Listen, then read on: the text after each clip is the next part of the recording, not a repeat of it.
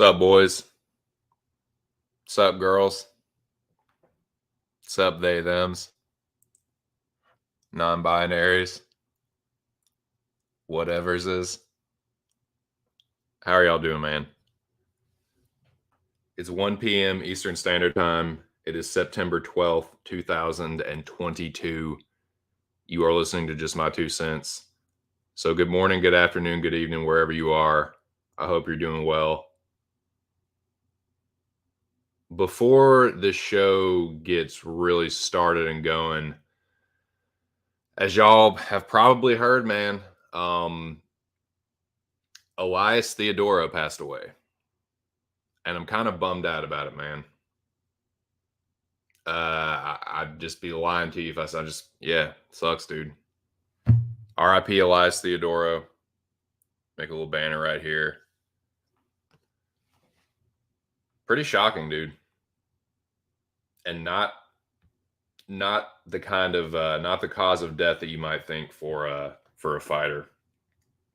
Normally you hear about a fighter dying, it's because of injury sustained in the ring or in the cage or whatever, in the octagon, but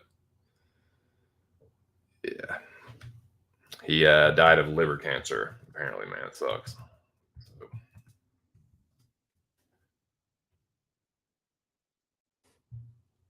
Yeah, a little bummed about Elias, man. Condolences to his family.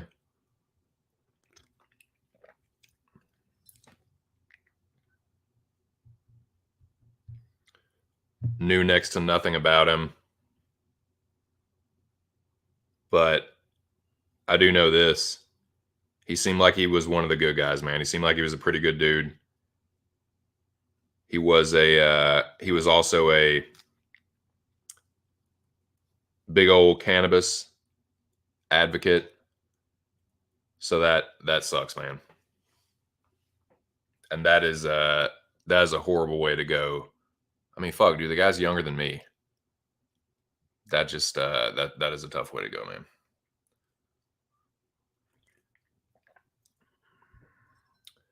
So yeah, dude, I think what I'm gonna do is I got a fucking pre-roll here. I think I'm just gonna spark it up, smoke one for Elias, and just have a little moment of silence here. I'm gonna make this banner. But yeah, man, hate to start the show out on a down note like that, but like it's only right, man. Just as a fan of UFC and MMA, and I don't know, I feel like he would when a fighter like that, dude, I'm trying to think of like the last recognizable UFC fighter that passed away. It's always been like, kind of a off the wall name, but it's like, dude, everyone, like every hardcore fan definitely knows Elias Theodorou. I mean, super casual fans, like younger fans probably won't know who he is, but I mean, dude, he was around for a while. So yeah, man, I think I'm gonna making this banner here and have a moment of silence and smoke one for Elias, dude.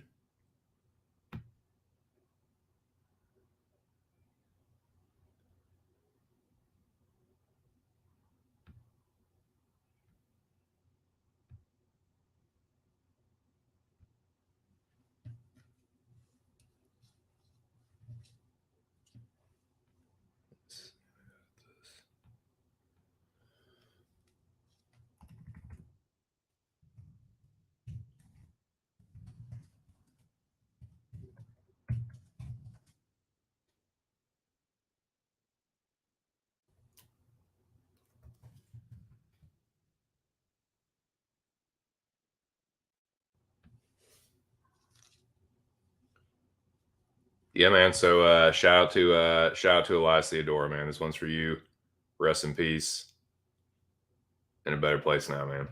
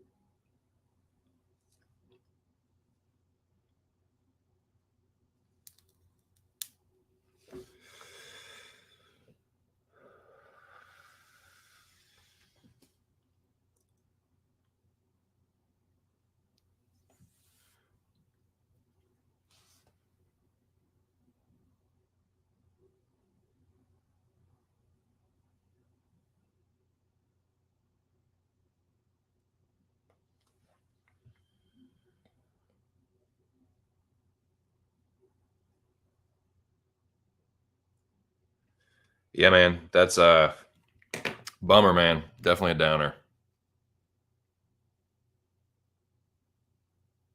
Yeah, he was a middleweight.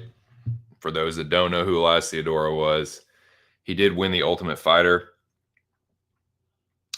Let's see. You want to get this right?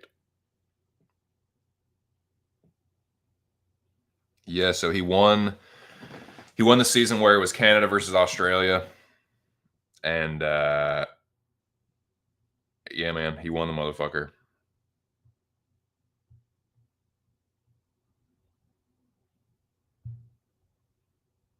Yeah, he beat. So on the Ultimate Fighter, he beat Zain Sabila and Tyler Manawara, and I think,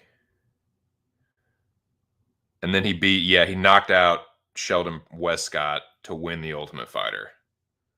So that was his UFC debut, his professional debut. Well, he had regional professional fights, but his UFC debut and him winning the Ultimate Fighter was stopping Sheldon Westcott, and he's a guy that was not kind of like, he wasn't really known. He was kind of a decisionator. He was known for being a decisionator in the UFC, but he had 8 knockouts. So he definitely stopped people. Like when he left the UFC, he got two stoppage wins, and finished on a decision, man. So at least you can say that, man. Like his last fight in the UFC was against Derek Brunson. He lost it by decision. So he never got knocked out, man. Like he definitely was like more of a point fighter, but he was a tough dude. He's like I said, I don't know anything about him, but he seemed like a good dude. He was definitely a chill barrage. He liked to fucking toke up, and he was the first fighter to ever get a medical exemption for cannabis use. So shout out to Elias Theodoro. Rest in peace, rest in power. And yeah, man, this toke's for you, bud.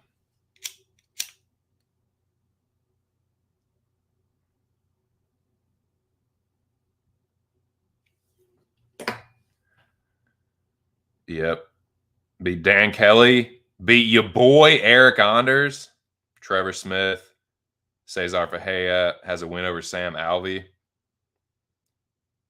Knocked out Roger Narvaez. Yep. So he had, let's see, 1, 2, 3, 4, 5, 6, 7, 8.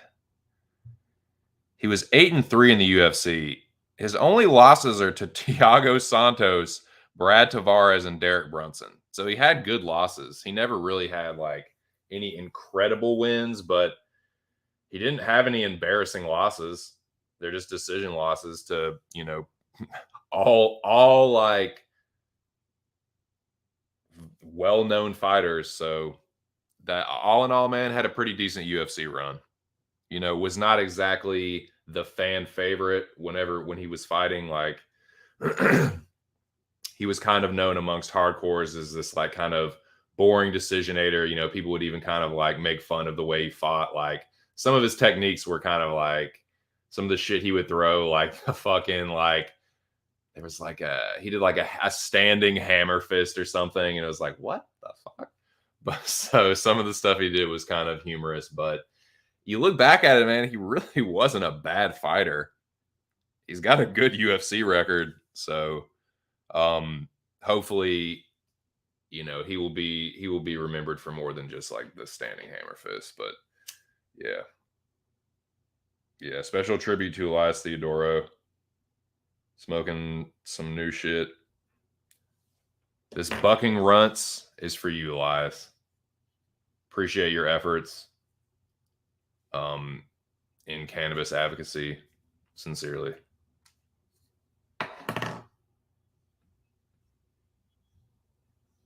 See what's going on in the chat.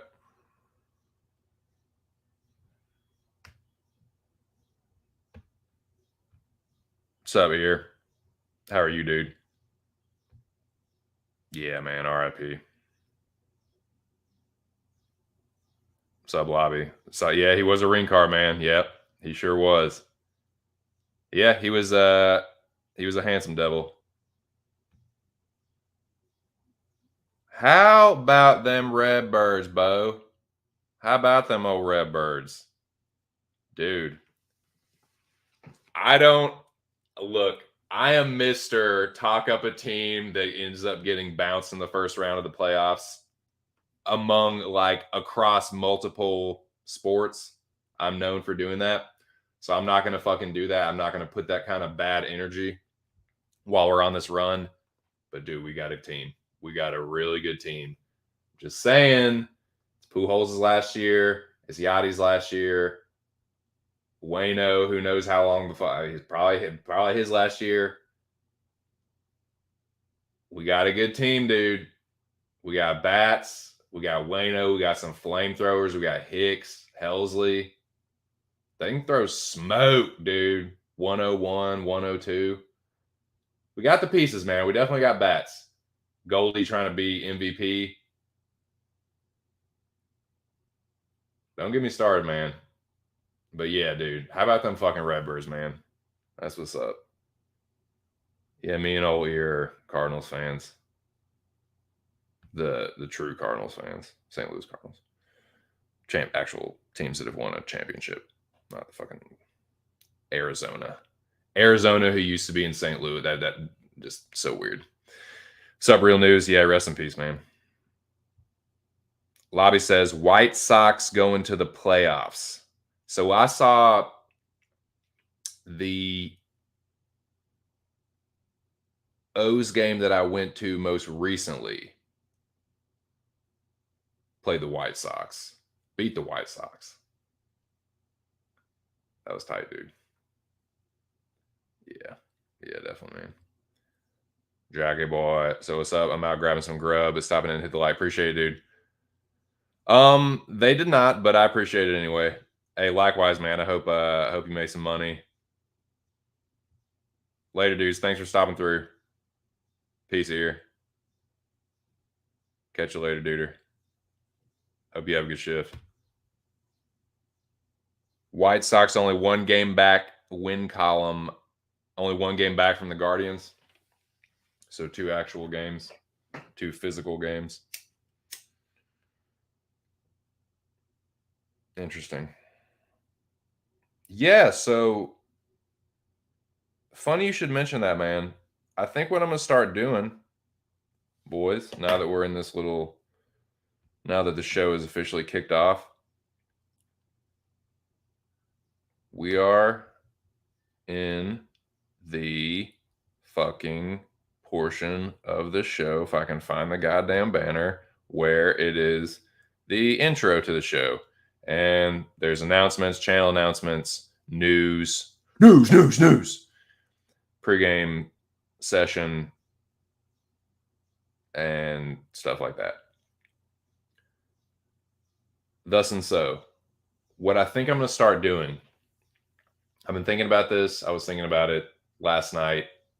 It's not like it's a big deal or anything, but I just kind of want to start throwing in there. I think I'm going to start doing a, not Monday morning, but a Monday kind of like sports report, like a sports weekend recap where I just like go over the NFL scores real quick, go over the baseball shit, you know, not the whole, and just kind of just talk about the shit in general, you know, baseball playoff scenarios, NFL, what I thought of the NFL, just kind of a little segment, you know what I mean? Just kind of like a sports, like the sports corner, you know, like just like a sports recap, report, whatever.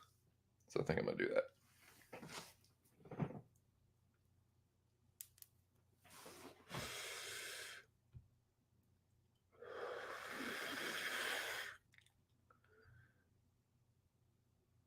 Take it you're a Sox fan? I thought you were a Rockies fan. I thought you were in fucking Colorado. Unless you're just lying to my fucking face. Unless you're lying to my fucking helmet, dude. Are you lying to fucking Nova Prime right now, dude?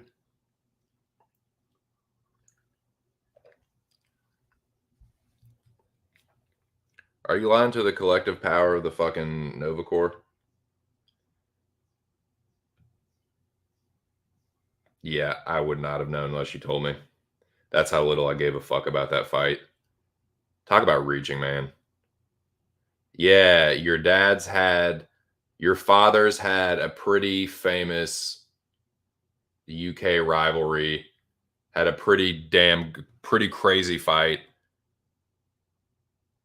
Like, yeah, Nigel Benn and Chris Eubank Sr. is a fucking awesome fight. Entertainment wise, yeah, it's a pretty good fight. But like, who gives a fuck about their sons fighting? Like, Conor Benn is. I haven't watched a ton of his fights, but I have watched quite a few Chris Eubank Jr.'s fights. And I can tell you this: Chris Eubank Jr. might have gotten a little bit better, but he's a fraud, man. And people always try and make Chris Eubank Jr. out to be like, oh, just wait until this happens. Wait until this happens. Oh, once he gets this opportunity, he'll do this, that, and the third. It's like, dude, it's not happening. He ain't no spring chicken. And it's like, dude, you lost to a one-armed George Groves. Like George Groves schooled Chris Eubank Jr. in the last round of that fight with a fucked up. He had one. He literally I think his left shoulder was fucked up, and he literally just beat Eubank. He was like in the corner playing rope a dope with Chris Eubank Jr. Like slipping and rolling and hitting him with uppercuts in between, making Chris Eubank Jr. look stupid. So yeah, I don't think much of Chris Eubank Jr. as a fighter. I think he's a hype job and a fraud. And I definitely didn't even. I had heard about that fight in passing, but I didn't know that it was when it was. I didn't know that I wouldn't have known that it was off until you just told me. So yeah, interesting.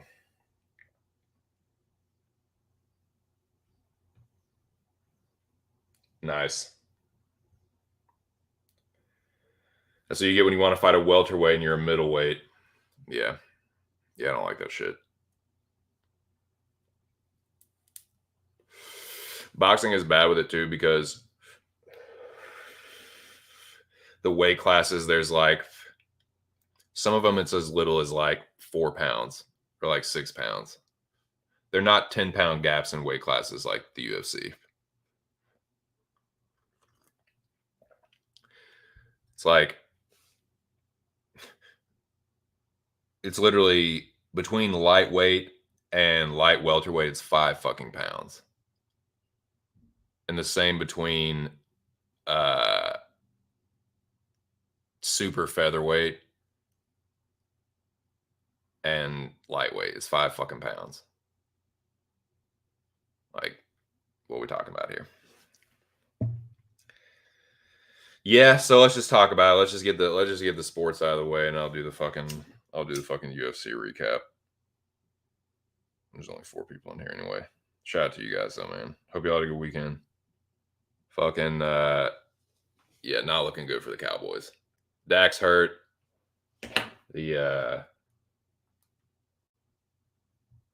the team just looks a mess, man. McCarthy's gonna get fired. He just like it's like something disastrous would happen, and he just like crosses his arms. Like, yep, I'm getting fired.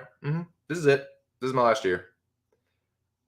As critical as I am and have been of Jerry Jones and his decisions and his hair trigger, like I'm gonna fire this motherfucker if he doesn't do this, that, and third, like real quick. Like, nah, I probably need to get rid of McCarthy.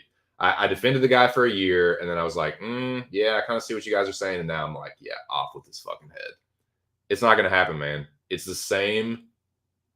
It's a very similar look that Jason Garrett had, just blank face, no reaction, just he looking like he's either going to squeeze out of shit or he's going to be looking for another job.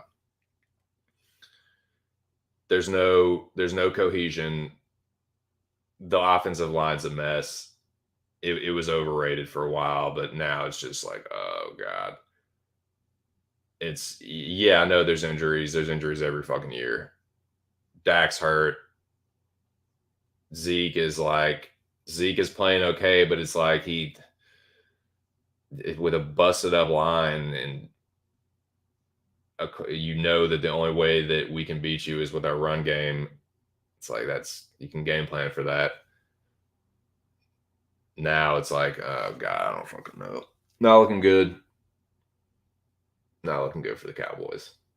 So yeah, I'm definitely all about some fucking Cardinals right now, and I don't know how it is. I need to look at let me pull up the status right now of everything. The standings, if it were, as it were. Dude, this fucking buck and runs has got me feeling stupid. Got me feeling a little fucking dumbassed up in here. All dumbassed up in this thing. Is like I go to say something and like I don't say what my thoughts told me to say.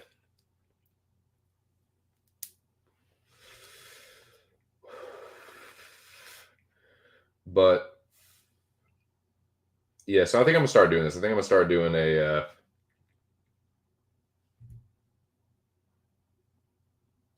weekend sports recap.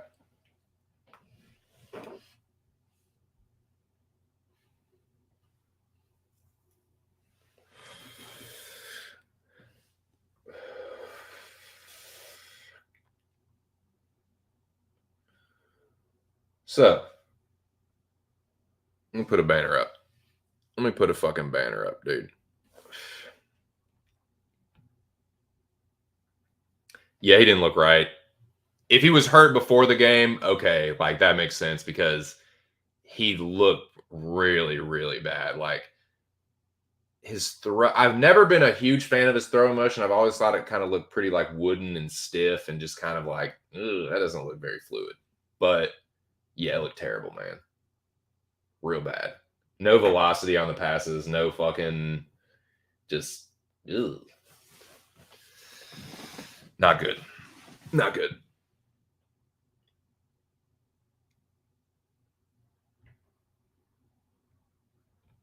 Yeah, the defense looked pretty good. I mean, the defense looked good for those first few drives, like stopping them and holding them to field goals. But dude, I don't know, man. I know it's the first game, kind of being a prisoner of the moment, but still, man, still bad look, dude. Bad fucking look. Bad fucking look.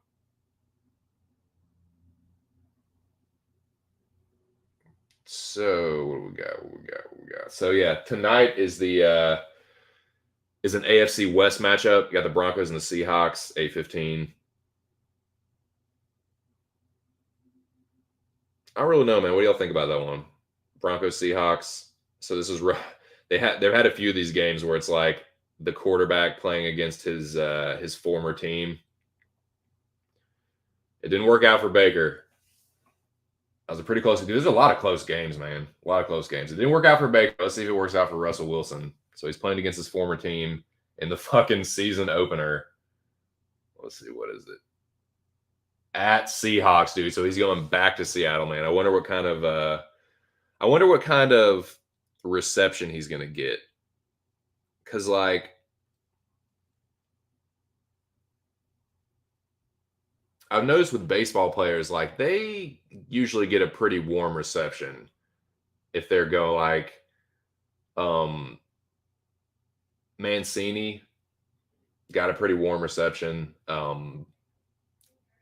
don't know, man. I don't know how it's gonna be. Y'all, do y'all think is it just gonna be like they'll just be chill about it? Like, oh, there's Russell. Like, I don't know. I didn't pay super close attention to the details of that. I don't know if it was a trade or if it was he was a free agent. I can't really remember, and I don't. God, never really cared for Russell Wilson, but so my point is I won't really pay attention. I haven't been super duper hyped up for NFL this season, honestly. I did not pay attention to preseason whatsoever. I like kind of like half-ass my fantasy draft. Just kind of, I don't know, man. Think he's gonna smoke him. That's what's up. I have one of who do I have? I feel like I have a Broncos running back. I got fucking destroyed. Well, I'm gonna get destroyed. But yeah, I'm getting my fucking ass handed to me currently. No. I'm thinking of somebody else. Yeah, of course, dude. I fucking I drafted Cam Akers in like it was like the second or third round. I took Cooper Kupp was my first pick. I had the second pick, and I thought I was going to be real clever. I was like, oh, dude, I'll take a receiver for like a fucking stud receiver first round. Because in a PPR league, like that's unless they're a fucking like dual threat running back, like yeah, I like that move. I think it's fucking slick butthole. I think Kupp is going to work out just fine. I still stand by that first round pick. He put up 31 points in a game where Stafford threw 3 picks. So Stafford got 9 fucking points for me, but Kupp had 31. So it's pretty much like Kupp was my quarterback. So it's like, whatever. Oh yeah, I do. I have fucking Javonte Williams going tonight. So yeah, unless Javonte Williams can put up about 50 fucking points, I'm gonna get beaten. But and I have, I have McManus. I have Brandon McManus as my kicker and Javonte Williams. So yeah. Honestly, dude, like parts of my team did okay. Stafford shit the bed. Kupp put up 31. Brandon Cooks had 15. He was my flex, so that's not bad. Dalton Schultz had 13 points. I'll take 13 points from a tight end every fucking week. So I'm not totally discouraged. Mike Williams fucking shit the bed for me though. That drug me down. Mike Williams and Matt Stafford are probably lost me this week. Even if Williams has a super good game and they kick a bunch of field goals and shit, I'm still probably gonna lose. But yeah, that was my fucking week 1 fantasy. But as far as the NFL scores, these were your NFL scores, boys. And I'll make this more official next week. But I just wanted to kind of announce this. So the Rams are obviously Thursday night. We know what happened. I talked about it a little bit on Friday. Dude, the Bills fucked the Rams up, and that's that my week was pretty much lost right there, right then and there. But the Bills did look good. I think it was partially Stafford, and I think it was a lot to do with the Bills defense. and Josh Allen and Diggs just being a monster. So yeah, Bills crushed the Rams. Eagles barely beat the Lions. Bears beat the Niners. Dude, the Steelers Bengals game was fucking wild, dude. That game was wild as fuck. I was watching that one. Yeah, dude. Sucks for old Joseph Burrow. Man, fuck that dude. I can't stand Joe Burrow. I cannot fucking stand Joe Burrow. That LSU motherfucker. I cannot. And I'm sick of everyone sucking his fucking dick. So yeah, suck that Burrow. You could see his little fucking salty ass on the sidelines, dude. I was like, I don't like the Steelers whatsoever, dude. I do not like this. That was one of those where it's like, can both of these fucking teams lose somehow?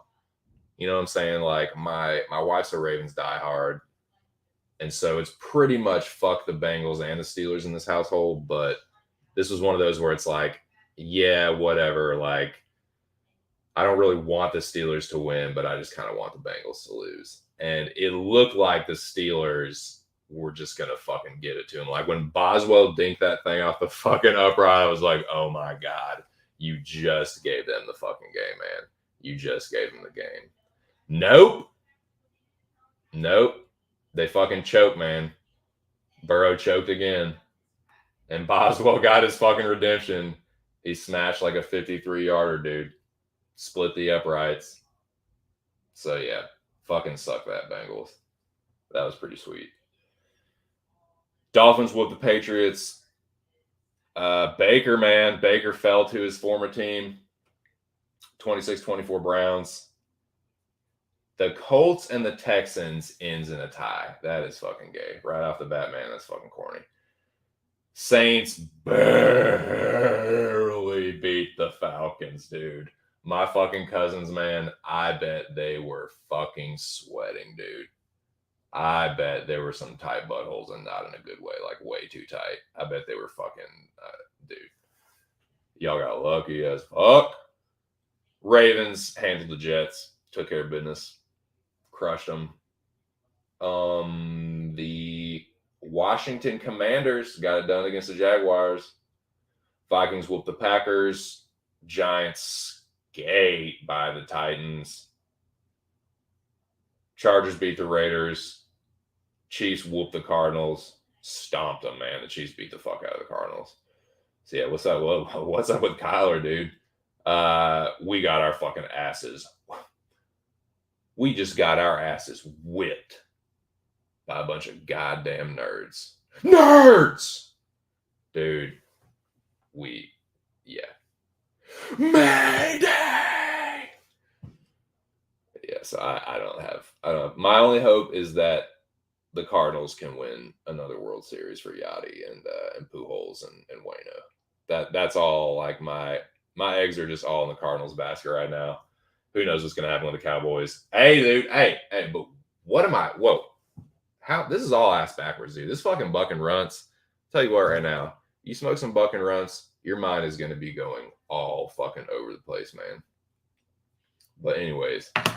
Yeah, dude. How about them Hogs, baby?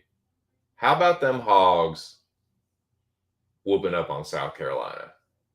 Now it wasn't an ass whooping for the whole game. Like, they hung around, but we took care of business. I don't think they might have gotten the lead at one point. I know we were leading for most of the game. But, dude, there were some really sketchy calls in that game, dude. Some really late flags where it's like, are you just trying to get these motherfuckers, like, are you motherfuckers just trying to, like, cover the spread? It's like, you know South Carolina's not going to win this game, right? Like, you know that, like, it's not going to happen. Not against KJ Jefferson and the fucking offense that we have. And they're just not, it's not going to work out for them. But it's like the refs were just like, and that fucking bogus, like, well, the runner's knee was actually down, so even though the game is clearly fucking over, you have to get back on the field and take a knee and run off the clock. It's like, you motherfucking corny ass bitches, dude. Those refs were pissing me off. But you know what? It didn't matter because the Hogs whooped that fucking ass. Sent those fucking Gamecocks all the way back to the swamp, dude. See ya. Polluting this fresh mountain air. Scat. Scat now, yeah? So that was tight. Hogs won. Cowboys did not. Whatever. Say la vie. Shit happens.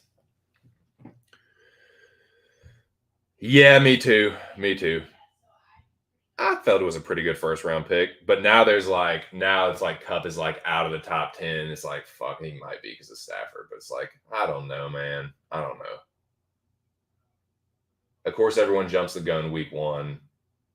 A lot of projections and stuff that don't end up coming true. You can look at every season, man, and it's like teams that people talk about, they're going to be awesome. Like by the time week 8 rolls around, it's like, oh, well, this is not the team that we saw week 1. And it's like, yeah, no shit. It's the beginning of the fucking season. So I'm not going to be too reactionary, but it's not, I'll tell you this. My expectations and hopes and whatever is in the fucking pooper. It is in the fucking commode. Anyways. So yeah, I picked fucking Cup first round, Noah. And then I was like, all right. And when you pick a wide receiver first round, you just got to know you've already invested in that. So you can forget about getting a fucking top running back. You're not going to get a top 10 running back. Like you may get a top 15, top 20, but like you can just kiss the top 10 goodbye. Unless you're at the very end of the snake draft and it's like 10 teams. It's like, okay, you can still get a top 10 running back and a top 10 wide receiver. Honestly, man, that's like the best position to be in is the last pick of a snake draft because you can still get a beast wide receiver and a really good running back. So with that being said, what I had available to me, I was like, Cam Akers is pretty good. Like, fuck it, dude. He's like a captain of the B team, like a top RB2. It's like, fuck it, I'll take it.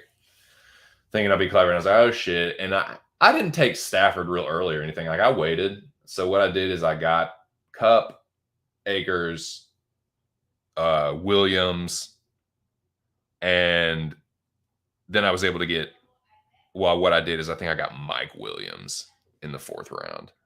I didn't get Stafford till like round 6 or 7, I think. But I was like, fuck it, dude. I don't take fantasy super duper seriously, so I like to have fun with it. I was like, fuck it, dude. It's just gonna be a Rams team this year, And so I just got the 3-headed monster. I got fucking Stafford, Cup, and Akers. Of course, Akers 0 fucking points. Cup got a quarterback score, and Stafford, single digits. So it's like Jesus Christ.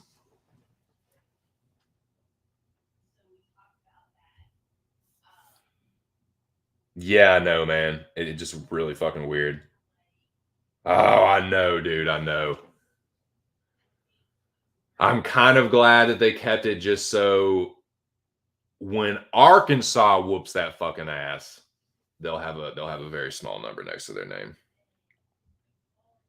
Bananas and Grapes, what's up? Says Hobocop or Chitty Chitty Bang Bang. I tell you what, stick around, stay tuned, and I'll definitely tell you what I think.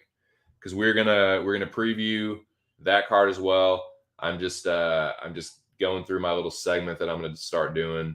I'll make it official next week. But yeah, man, this is just a little weekend sports recap. I am a football and a baseball fan, so I'm just gonna talk about it. And if you don't like hearing about that, you can either find another channel for the time being and come back, or mute this one and put music on or whatever. But yeah, I'm not gonna spend forever on it. But yeah, it was an opening weekend in NFL. Baseball playoffs are about to start heating up. So yeah, thought I'd talk about it. But that was pretty much week 1, man. Who knows what's going to happen in week 2? Not looking good for the Cowboys. I would say, who's looking like the strongest team right now, boys? Who is looking like the team to beat right now? Who's looking like the team to beat? To be perfectly honest with you, it's looking like the Bills. Bills and Chiefs looking pretty strong. Bills Chiefs looking like an AFC championship preview, excuse me.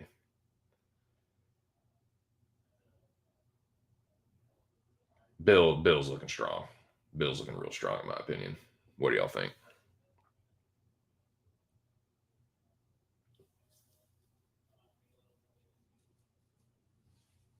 As far as our division, dude, like, yeah, we lost, but like Commanders barely beat the Jaguars. Philly barely beat Detroit. And fucking the Vikings beat the Titans by 1 point. So it's like, okay, don't like one of my buddies at the dispenser works at the dispensary, and he's a big Philly fan.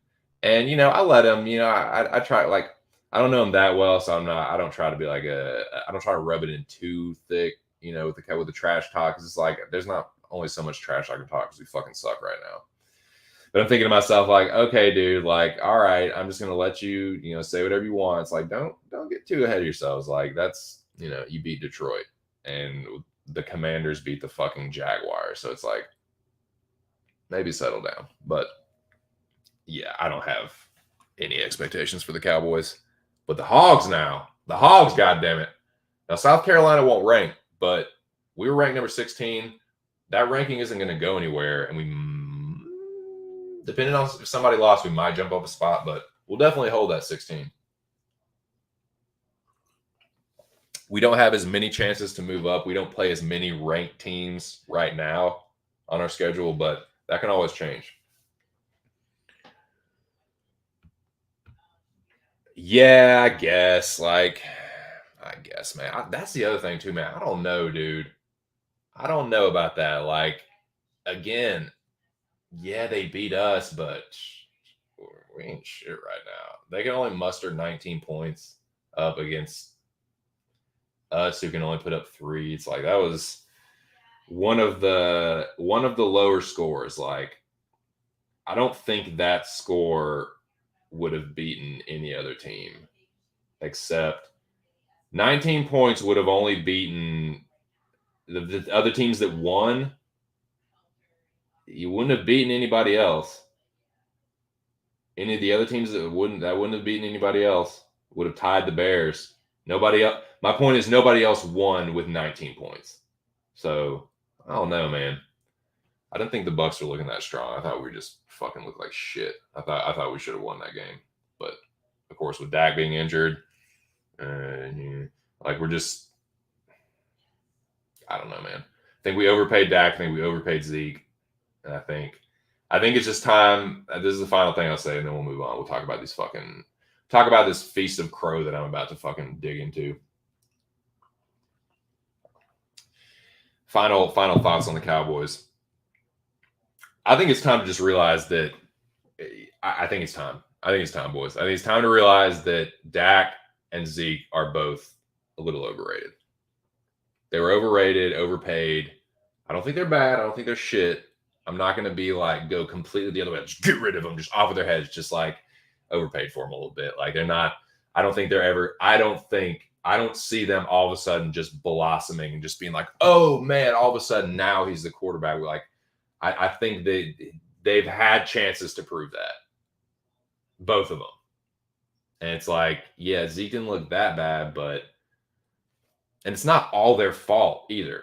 It is a team game, but I can no longer, like, I'm not going to die on the hill with Dak Prescott, nor am I going to die on the hill with Ezekiel Elliott. Like, I don't think either of them are quite what they were made out to be, and what we've been trying to make them out to be. And I'm just as guilty as anybody, man.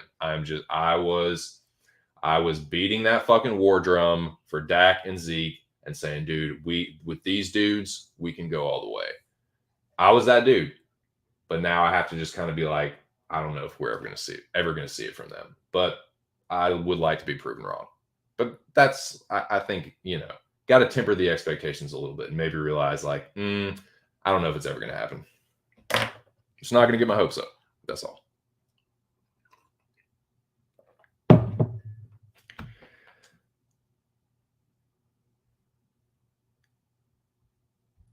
Yeah, no one knows. Overpaid Dak and Zeke and then couldn't afford it. Yeah, exactly. It's like Amari Cooper is a really good wide receiver, man. That dude's a really fucking talented wide receiver. He's young. He's fucking good. He's really good. Just like how many how many times does he get targeted? Like how many times like it's not all his fault. Like, yeah, there's been I don't know about these coordinators. The McCarthy is just not it. It's not it, man. But unfortunately, like you can only get, and it goes back to Jerry Jones, it's like you can only get little bitches like that. You can only get little like won't say anything against Jones, like won't open your mouth, just do what he like. If that is what's going on, you're only going to get people like McCarthy. Like we're never going to get a fucking head coach to be like, look, this is how we're going to run it. Keep just old man, stay the fuck up in your fucking VIP box. Stay the fuck up there. Give us the money we need and shut the fuck up. No one's going to do that though. No one's going to do that. And when he dies, Stephen Jones is going to just keep doing the same thing. So it's like I don't know, man. I'm hoping we can get lucky. Maybe we can get lucky, but it's like I don't know. It's just kind of be one of those things. Like just I have to resign myself to be like we might not win another one in my lifetime. It might be another fucking 30 years, dude, and like I might be around. Maybe I don't know.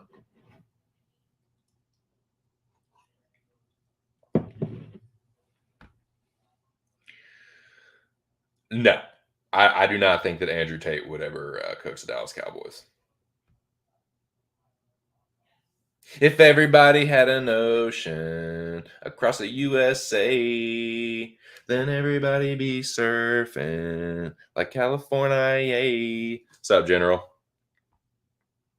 That's all right, Bo. Better late than never, right? Let's fucking go, man. Yeah, so this was my that's all right. That's all right, Bubba. No worries, dude. Yeah, you didn't miss much. Just Alex, I think I'm gonna start doing a little on Mondays, do a little weekend sports recap for football, baseball, the remainder of the baseball season, going to the playoffs, whatever, college football. Yeah, I think I'm gonna start doing that. In addition to obviously recapping the UFC stuff. Some people, the strict hardcore MMA fans, are not going to like that, but tough shit. MMA, I would say, is my favorite sport. It's taking the top spot, but that doesn't mean that I'm just like, fuck everything else, dude. All I need is UFC. Like, I'm not going to say, like, I've been watching football since I can fucking remember. And, threw the football with the old man when I was a kid and had catch with the old man quite a bit as a kid. So it's like, I can't just remove that from my fucking psyche,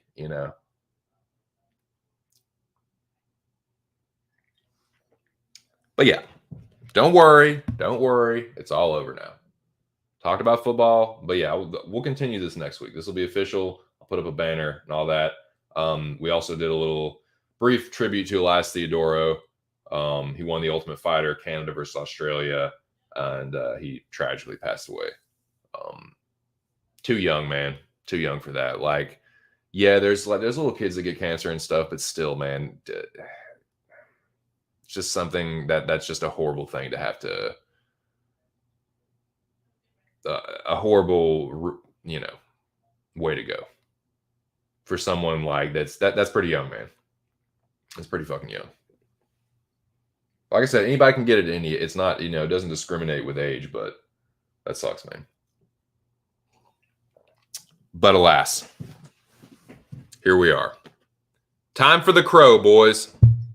Time for me to fucking eat crow.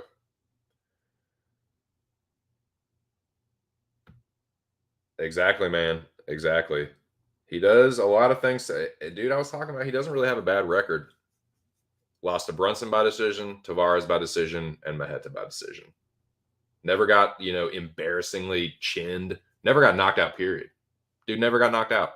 I don't think he ever got submitted. He just lost a bunch of decisions. He was a black belt in Brazilian Jiu-Jitsu. He has 8 knockouts. He was known as the decisionator, but he knocked people out in the UFC too. He has 2 stoppage losses in the UFC. I mean, 2 stoppage wins in the UFC. So yeah, man, I think the guy got a bit of a bad rap. So looking back, it's like he wasn't really as bad as everyone made him out to be. I'm sure some people lost money on him. I don't know, man. He just seemed like always a little bit overhated. Like he wasn't, my favorite or anything, but yeah, that's unfortunate. And he was chill, dude. He cannabis advocate, was the first dude to ever get medical exemption for cannabis use. So yeah, man, bit of a pioneer. Bit of a pioneer, man. So yeah, I smoked one for Elias, and I'll probably pack up a little bubbler bowl here in a little bit for old Theodora too. But shout out to him, man. And yeah. So with that said, let's press forward to the recap, man. UFC 279 recap. My picks sucked. Let's get that out of the way right off the bat. Won't bury the lead on that one. My picks were dookie. Didn't take it that seriously. Flew by the seat of my pants. And that's what I got. That's the result I got. You don't do shit for tape study. You don't take it seriously. That's what you fucking get. So let me, I do need to update these results. So it was 6 and 7. I went 6 and 7. So 436 plus 7 plus 7. That is 254.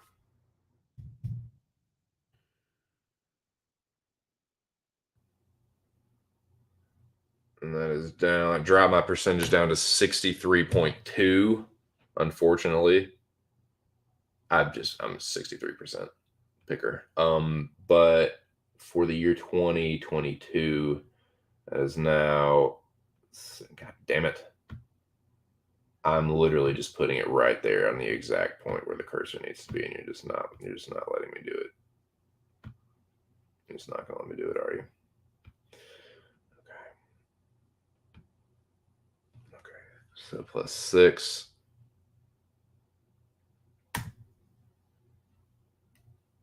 229. 7. 145. Okay. Sorry. Math in my head. Me no good in math. So that's what I'm sitting at now. I'm going to go through the picks one by one, to eat my crow one by one, tell you what I thought about these fights. And again, I left the who I thought looked good and who I thought looked bad to show you that the weigh-ins and who looks good and bad at the weigh-ins, it doesn't usually make a whole lot of difference. But let me delete this. Make a banner for this UFC 279 recap.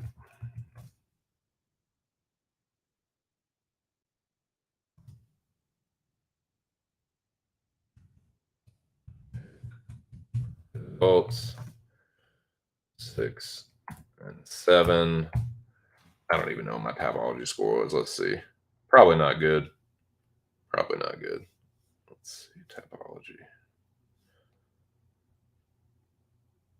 But yeah, y'all can find me on Tapology. The name is just like it's spelled on the avatar there. I will make these UFC picks every week. But yeah, tonight we got Monday Night Football. Tomorrow night we got Dana White Contender Series. So I'll definitely be looking forward to that.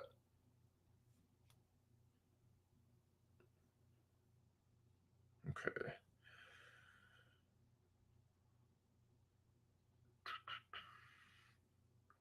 $390. Yeah, not good. That's the worst score I've had. Worst score I've had since Veracruz. Did pretty good for 278. I was 10 and 1 and 1. And then I was 8-4 last week. So yeah, bit of a hiccup, but I didn't lose too much ground with my percentage. I'm just hovering at 63%, just 63 and holding. Watch me finish the year out like that. I'll finish the year like 63.5. My goal is still 65%. If I can hit 64, that'll be cool. You know, still looking for that. And I think I'm going to take this week of picks a little bit more seriously. But I got to eat some crow, man. Let's fucking get to it. I've been stalling. I've been fucking avoiding this, but I can avoid it no longer. Let's talk about this card. Let's talk about these fights. Let's talk about how much fucking shit I ate and how much crow I'm going to eat right now. Top 3 worst cards of the year for me so far. But I mean, there's still time, dude. There's still time for another shitting of the bed. 6 and 7, aka Crow Feast.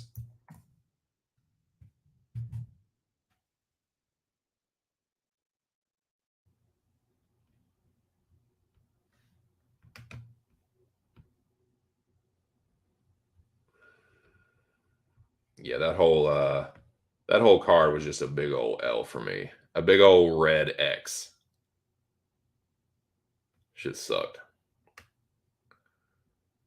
All right, let me make another banner. Shout out to the 2 people in the building. What's going on, man? It's Monday. It's 2. It's a decent day outside, man. It was cloudy this morning, but then it kind of cleared up, and now it's kind of just whatever, partly cloudy.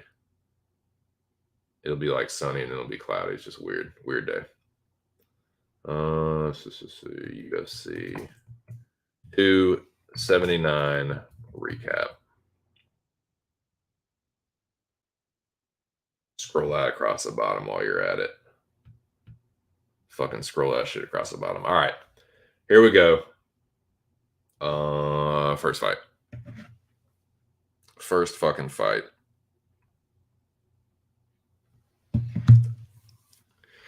Yeah, now a lot of people, speaking of crow, a lot of people were crowing about this one.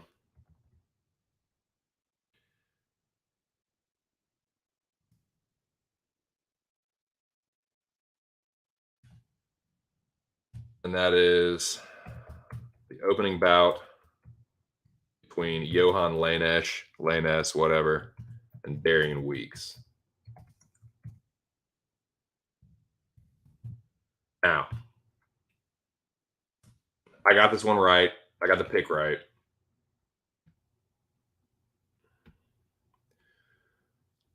I will concede that I thought Weeks was going to win. This was a fight that I started watching like halfway through the second round. It was another one like I did, just like last week. I didn't start like watching the card right away. Can't remember what the fuck was going on. I was doing something around the house. Anyway, I turned on the fight like halfway through the second round, and based on what everyone was saying, Johan won the first round. It sounded the way people were talking. It was like sounded like Weeks almost got finished or something. But I did watch the rest of it from there. So I watched like the second half of the second round. And I watched the third, and based on that, I was like, "Fuck, I fucked this up. Like Weeks is gonna win." Johan gets the decision, right? I will like I went back and watched it. I watched the first round and the second round in their entirety, and I will say that I think that was the wrong decision. I think Weeks won that fight. I don't think that like I thought Johan the one round that he really won was the first. I thought Weeks won the second and the third. Now, there's another fight we're going to talk about further up this card. I will say this. I thought this one was closer than the other one. While I do think, yes, technically, fine. You want to call it a robbery? Yeah, fine. I thought Weeks won. I thought the judges got it wrong here. I thought the judges got it wrong. I thought Darian Weeks won. But I will say, It was by a slimmer margin than another certain someone that won the fight, and it was pretty controversial. You already know what I'm talking about, but I'm gonna get to it because I like to go through the fight in order. But yeah, I think we'll talk about that one for a good minute when we get there. Next fight though.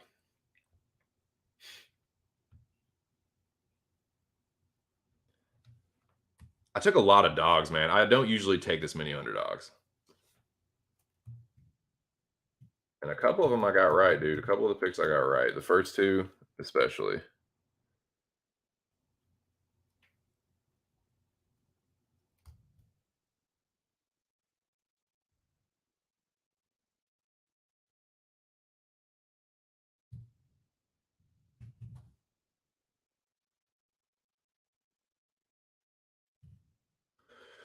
Dude, I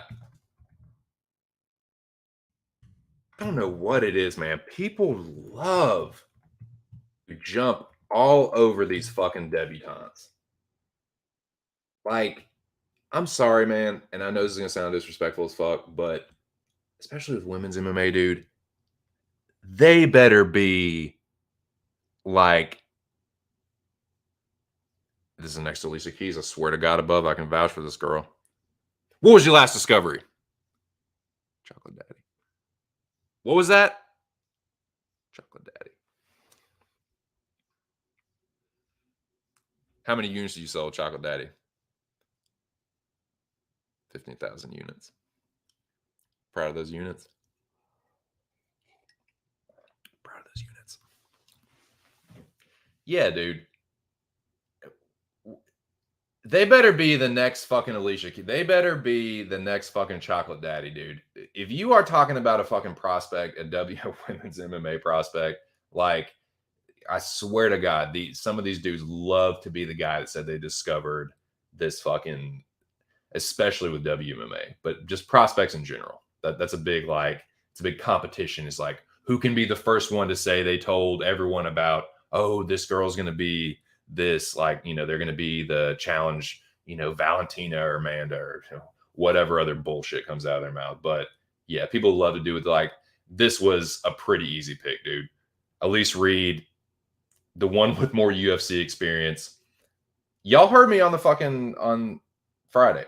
I literally wiki capped this one, went and looked at the fucking this chick's record, and she's like, oh, she's beating these chicks that are like 3-2 and 2-1. And it's like, what the fuck? And this 8-0 and getting touted up. I'm like, man, this is your classic hype job. Classic hype job. Oh, when I hear Muay Thai champion, I kind of already know, like, look, dude, I'm not trying to be disrespectful. Muay Thai is not, it's just not on the same, like, Glory Kickboxing is a higher level than any Muay Thai organization. Like the type of fighters that fight at Glory are superior champions to champions of any other Muay Thai organization, period. It's just a higher skill level. Like Muay Thai, I'm sorry, it's just not, no, it's just not it. So basically, when I hear Muay Thai champion, I'm kind of like, okay, I know that you're probably fighting a bunch of motherfucking jobbers. I do know that. I can infer that when someone says Muay Thai champion and I never heard of you, yeah, you're fighting jobbers. You're fighting people that like are fighting to feed their families in Thailand. Like you're fighting these fucking people that fight 10 times a week. It's not, it ain't shit. Saying you're a Muay Thai champion, it ain't shit to me. When I hear that, I'm like, oof, oof.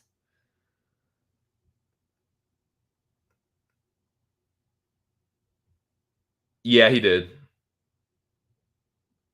Yeah, exactly, dude. If Elise Reed is working you on the feet, and she almost knocked her out, dude. She almost knocked her out standing.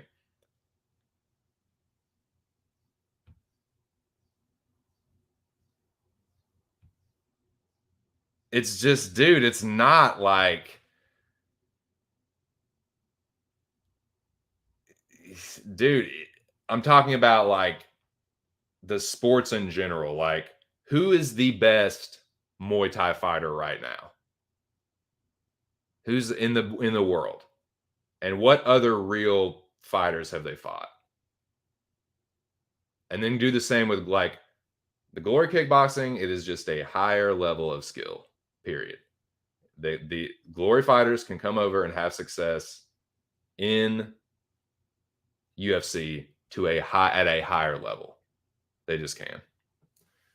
So yeah, I especially with these like women's MMA fights, like or lower level anything. If I hear like, "Oh, you're a Muay Thai champion," I'm like, "What? That? Hmm?" But I think I know what you're talking about. With Dawoodu, exactly. It's just like, what? What are you talking about? I don't know who you are.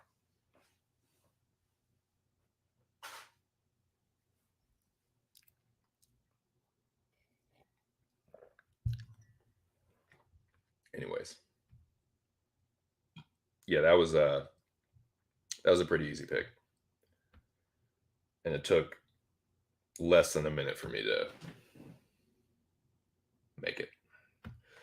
So this was the first hiccup of the night. Highly Alatang defeats Chad Anheliger pretty clearly. It was a fun fight. Um, how should I describe this? Highly Alatang. Uh,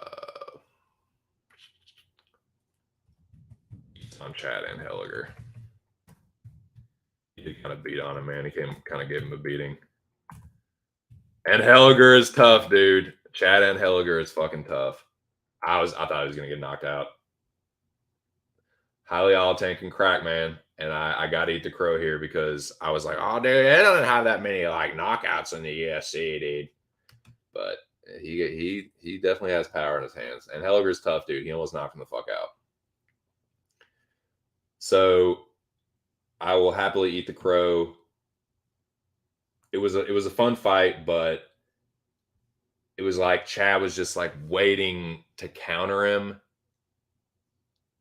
and he couldn't get there. Like Alatang was faster. I thought Anheliger might have the speed advantage, but Alatang was faster and more powerful, and he was just sharper. Like he was just more accurate. Chad couldn't quite get the range and the just couldn't find the mark, man. And I think once he got hurt, he was just kind of he's tough, but I think he kind of went into survival mode. I think he was like okay, if this guy backs me into a corner, like I'm gonna go out on my shield. But it's like yeah, he was just I don't know. I think he was waiting, but I don't know, man. I don't know what he was doing, but I think he got hurt. I think he got hurt, and he kind of like the game plan went out the window, and he's just kind of in survival mode. So, shout out to Alatang Hai Lee. This crow's for you, yo Mongolian bud, you. So yeah, first hiccup of the night. Bounce back with this one, man. Bounce back with. I was a little worried about this one, but ultimately, it was a pretty easy pick. It was a relatively easy pick. Similar in nature to the previous women's bout, Elise Reed and Melissa Martinez, where it's like one of these fighters is way like, especially this one, like Norma Dumont is way more experienced in the UFC and in MMA than Danielle Taylor.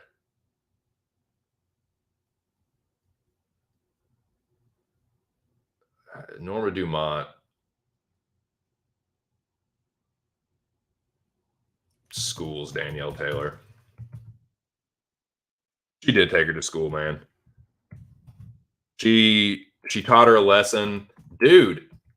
She almost knocked her out on the feet, man. She dropped her like 2 or 3 times, man. Dude, Norma looked good in this fight, dude. She really did.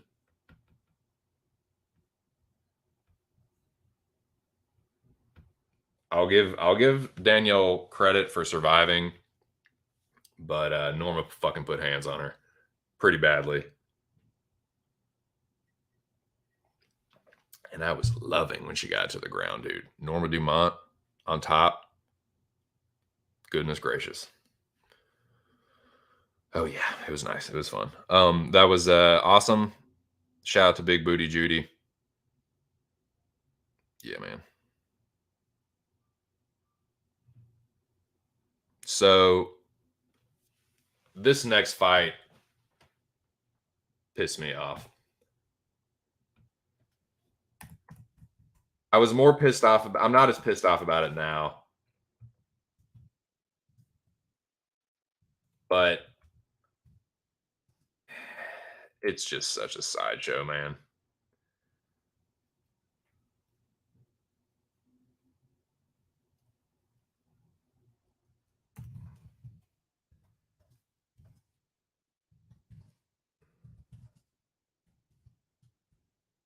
Basically, Chris Barnett was goddamn lucky that he had the worst ref currently in the game reffing his fight, and that's what this banner is going to say.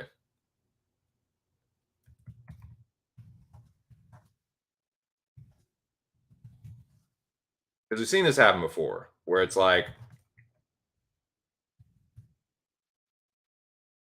it happened in. Oh, it's very similar to the Daniel Rodriguez and Dwight Grant fight.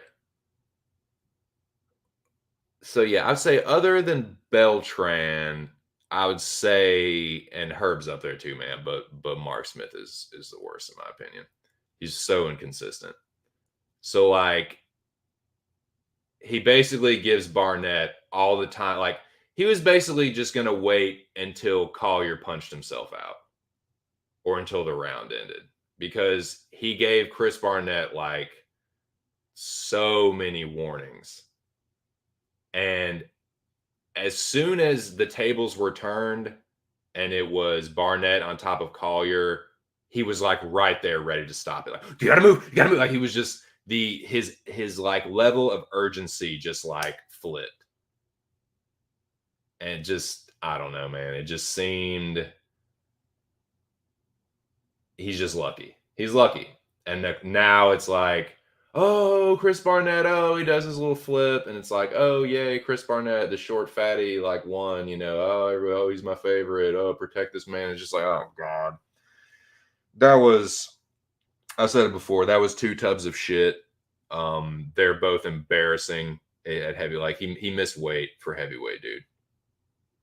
What a tub. And so like he dude, you're almost getting not you like you pretty much got not you pretty much like that's a TKO stoppage for a lot of refs. I've seen a lot of heavyweight bouts where the TKO, like the ground and pound, was much less severe than that, and it gets stopped. So it's like Chris Barnett got lucky. He got pretty goddamn lucky. Yeah, credit to him. I guess I'll eat the crow, but that was very frustrating because it's like dude, these are the only kind of fights you can make for either one of these guys. Just these like sideshow, embarrassing, just like fatty slobber knockers. Yeah.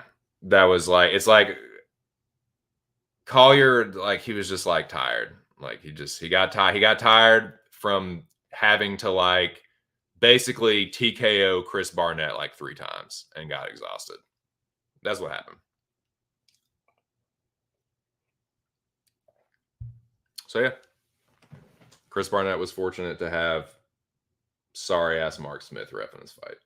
But yeah, I'll eat the crow. I'll eat the crow.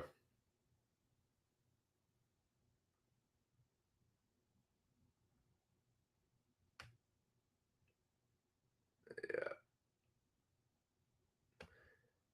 Yeah, Fizzy, yeah, but like who did he didn't really fucking fight or beat anybody in Muay Thai. Yeah. Oh dude, Norma is the whew, she got a tater. Yeah, he did, but it's like he nah man, a lot of refs would have stopped that. Yeah. Welcome back. What's up, Prison Mike? What's up? Thank you.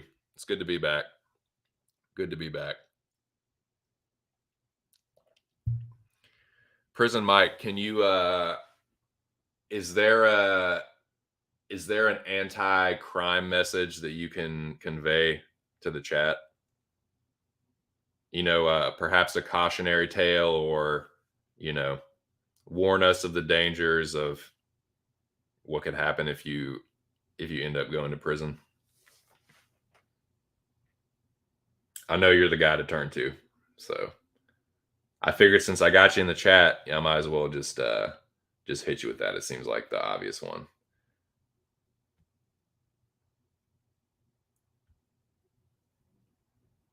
So anyways, yeah, Chris Barnett will get what step up from Jake Collier is Chris Barnett gonna win? Anyways.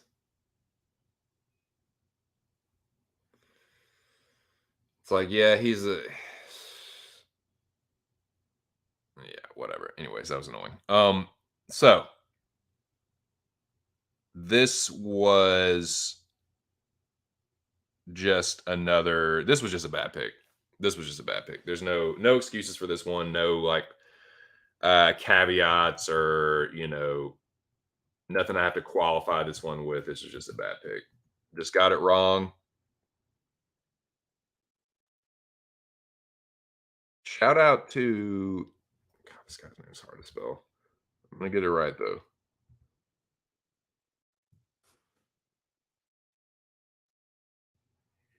Tiuliu. Tiuliu.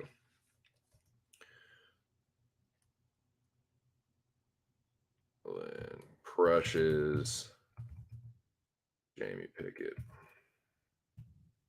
Yeah, it was pretty much Kalulin from the jump. Now Pickett tried to do the outfighter thing, like stick and move, low kick, jab, jab, 1-2, but Tallulah just had too much power. Too much power, too much pressure. Pickett got tired. That's Pickett's game works if it's a guy that isn't durable, that will either a guy that's not durable or a guy that can't pressure effectively. If it's someone that's like a pure counter striker that's just waiting for like Pickett to engage so they can counter him, it's just not going to happen. He's just gonna 1-2 stick and move, low kick, get on his bike, but Tallulah just fucking terminated his ass, just like marched him down and finished him. So yeah, that was good stuff from Dennis Tallulah getting the late knockout. So yeah, got to eat the crow. Yeah, not a whole lot I can say about that one. Just a bad pick, bad call, bad read, whatever. Yeah, Tallulah whooped him, fucking crushed him. So that happened there. Congrats to anyone that picked or bet Tallulah. Good shit. Still waiting to hear the words of wisdom from Prison Mike. Nothing? You got nothing for us? Well, I do appreciate the welcome back. Pickett anti Bryce Mitchell, yeah. Yeah, I think it's just time to realize Pickett just sucks. The Night Wolf. He's fucking Bellator material. So that happened. Edit this one. So that sucked. This one, dude, everyone should have gotten this one right. This was pretty much your lock. This was pretty much your fucking lock. I don't like using that word. I definitely don't like using it before the fights. But afterwards, in hindsight, you can kind of be like, yeah, this guy was the lock of the card. Everyone should have nailed this one. This was about the easiest 100 points you're ever going to get on Tapology. Jailton Almeida, of course.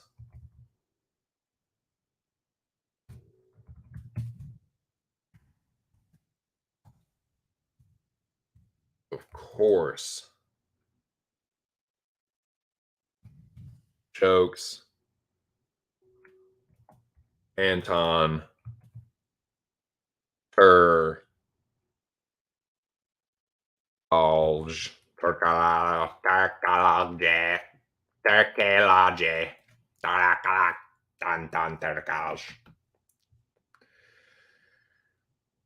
And yeah, this is, dude. If anyone was able to get plus money somehow with Jailton Almeida first round one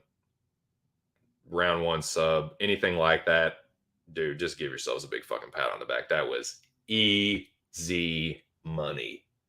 Everyone should have seen this coming. Everyone should have seen this in their fucking crystal ball.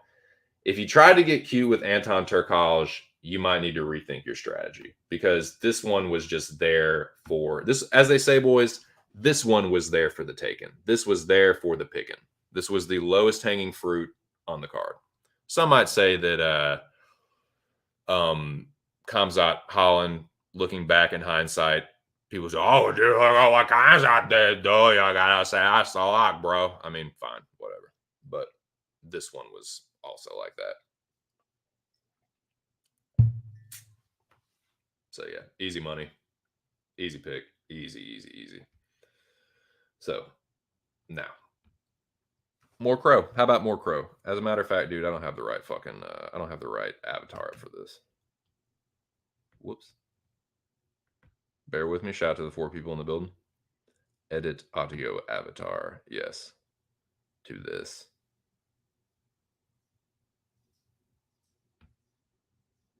Boom. Crow. Crow fest. That's what I like to eat. When I watch 279, I like to make bad picks and then eat trash birds afterwards. It's fun. And I'll just change this for the fucking edit name.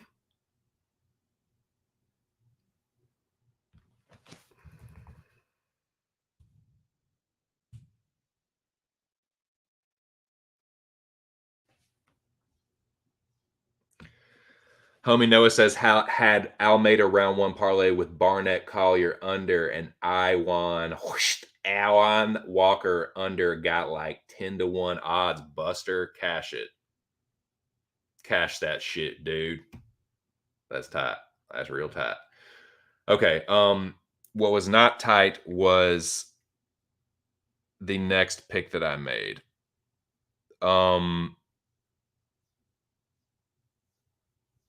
I actually didn't see this finish for one reason or another. Maybe the stream I may not have been watching cut out. Maybe, perhaps, allegedly. These are all just hypothetical scenarios, though. So, Irene Aldana. How about some more crow? Well, how about some more crow just for the fuck of it? Irene Aldana. God damn it. That's not what I want. That's not the emoji I wanted. Won't no crystal balls here. I still need to go back and watch the finish, but I could see when I may or may not have tried to get back in the stream that it was like a still shot of like Irene and the ref standing over Macy waving. I was like, oh God, what happened? What just fucking happened? Chason was looking good, man. She was looking good. Had a decent read on it, I guess. But then, yeah, Aldana. But hey, man, just another one of these, like, okay, Aldana's good on the feet, but like on the ground is where she can kind of get, if it's a big, it just depends. It's matchup dependent, man. Against big, strong grapplers, she's going to get worked. On the feet, yeah. But I guess she up kicked her to the liver, I guess. So what, Macy's like standing over her, probably has one of her legs, trying to throw her legs to the side, and she just up like fucking heel to the liver. Heel to the liver. Heel to the balls. Kick to the knees, and a headbutt to the side. That sucks. Yeah. Macy's the homie. Hate to see that happen, but shit just happens sometimes, man. So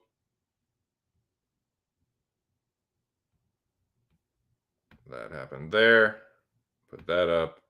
And then this happened here.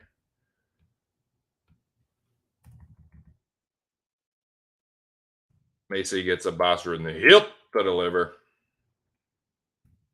So shout out Irene Aldana for the vicious liver up kick, heel kick, whoosh, hip to the kick to the knees. You never let them take that choke because you're out. God knows what they can do with you then. Irene Aldana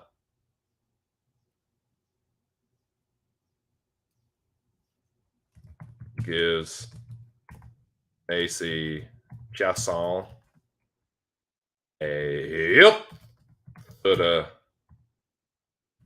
liver.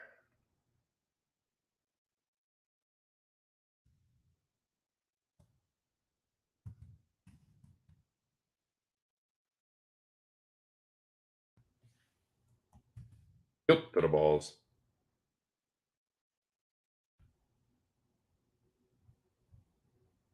Dude, it's like the liver is like a set of balls. And it's like you get kicked to the. It's like when you kick to the liver, it is like getting kicked in the balls. You're just like shut down. You're just like yeah, and you just that's the sound that your body makes when you get that nasty shot to the body. Like, yes, behind you.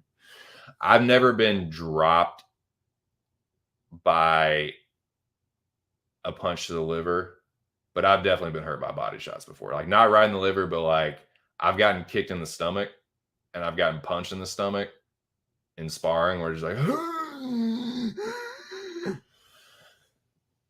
I can only imagine just getting dropped by the.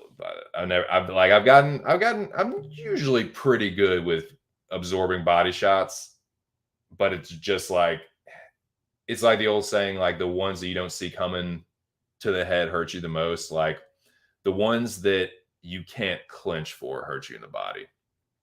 Like you can you can anticipate and you can kind of clinch and absorb some of the impact from a lot of body shots if you are able to anticipate and see them coming and like you can flex at the right times. But like those ones where you can't, where it's like you're breathing in, you get kicked, or like you fucking, oh god, I can only imagine like a kick to the liver. Holy shit. Mm-mm. Mm-mm. No thanks. No thanks.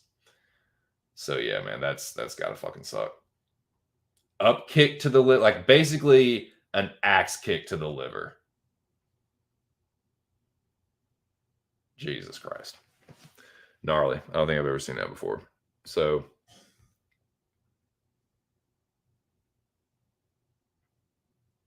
whoosh, first ever body shot up kick KO. No, fuck, man. Yeah, I was pissed, dude, because it looked like Macy was doing good. Macy like came back and fuck, I hate that, man, because Macy's the homie, dude. That's my fucking homie, man.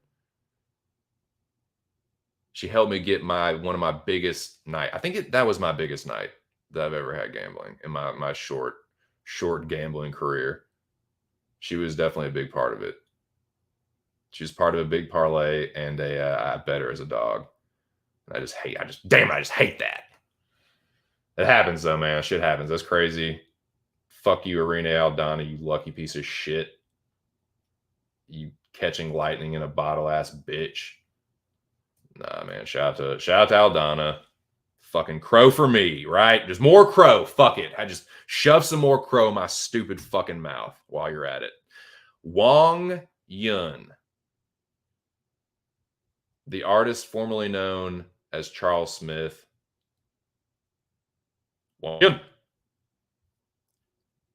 Boom. I can't see what that emoji is, but it looks pretty cool.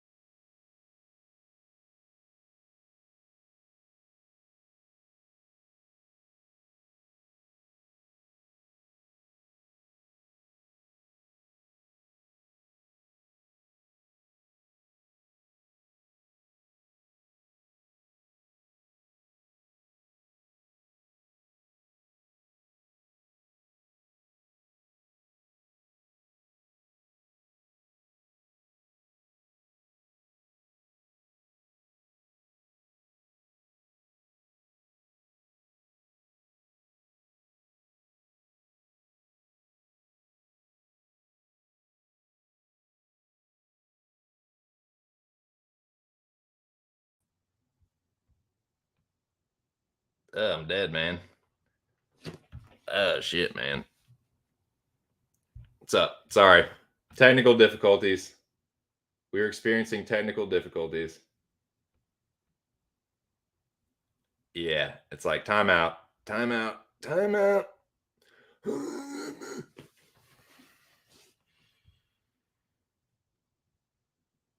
Yeah, I died a little bit. Nah, experienced some technical difficulties. I apologize, but we're back. We're back. We're live. Shout out to the people that stuck through that. I got them. God damn, I'm sorry, boys. But I'm back. I'm fucking back. And I need some water. So where were we? I was eating crow from the Irene Aldana historical upkick. Fucking you historical upkick bitch. Fucking lucky ass. Fucking upkicks. They should ban fucking upkicks. How are upkicks legal? How are upkicks legal and some of the other shit isn't? How are upkicks legal and 12-6 elbows aren't?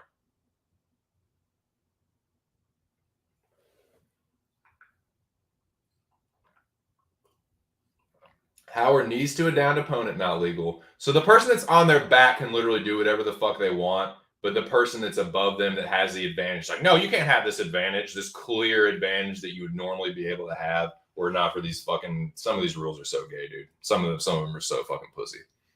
It's really fucking annoying.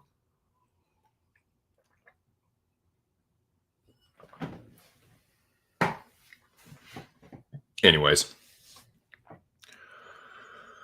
now let's get to some more talk that will anger me. Well, I mean, what else is there to say, man? This was yet another ridiculous fucking robbery.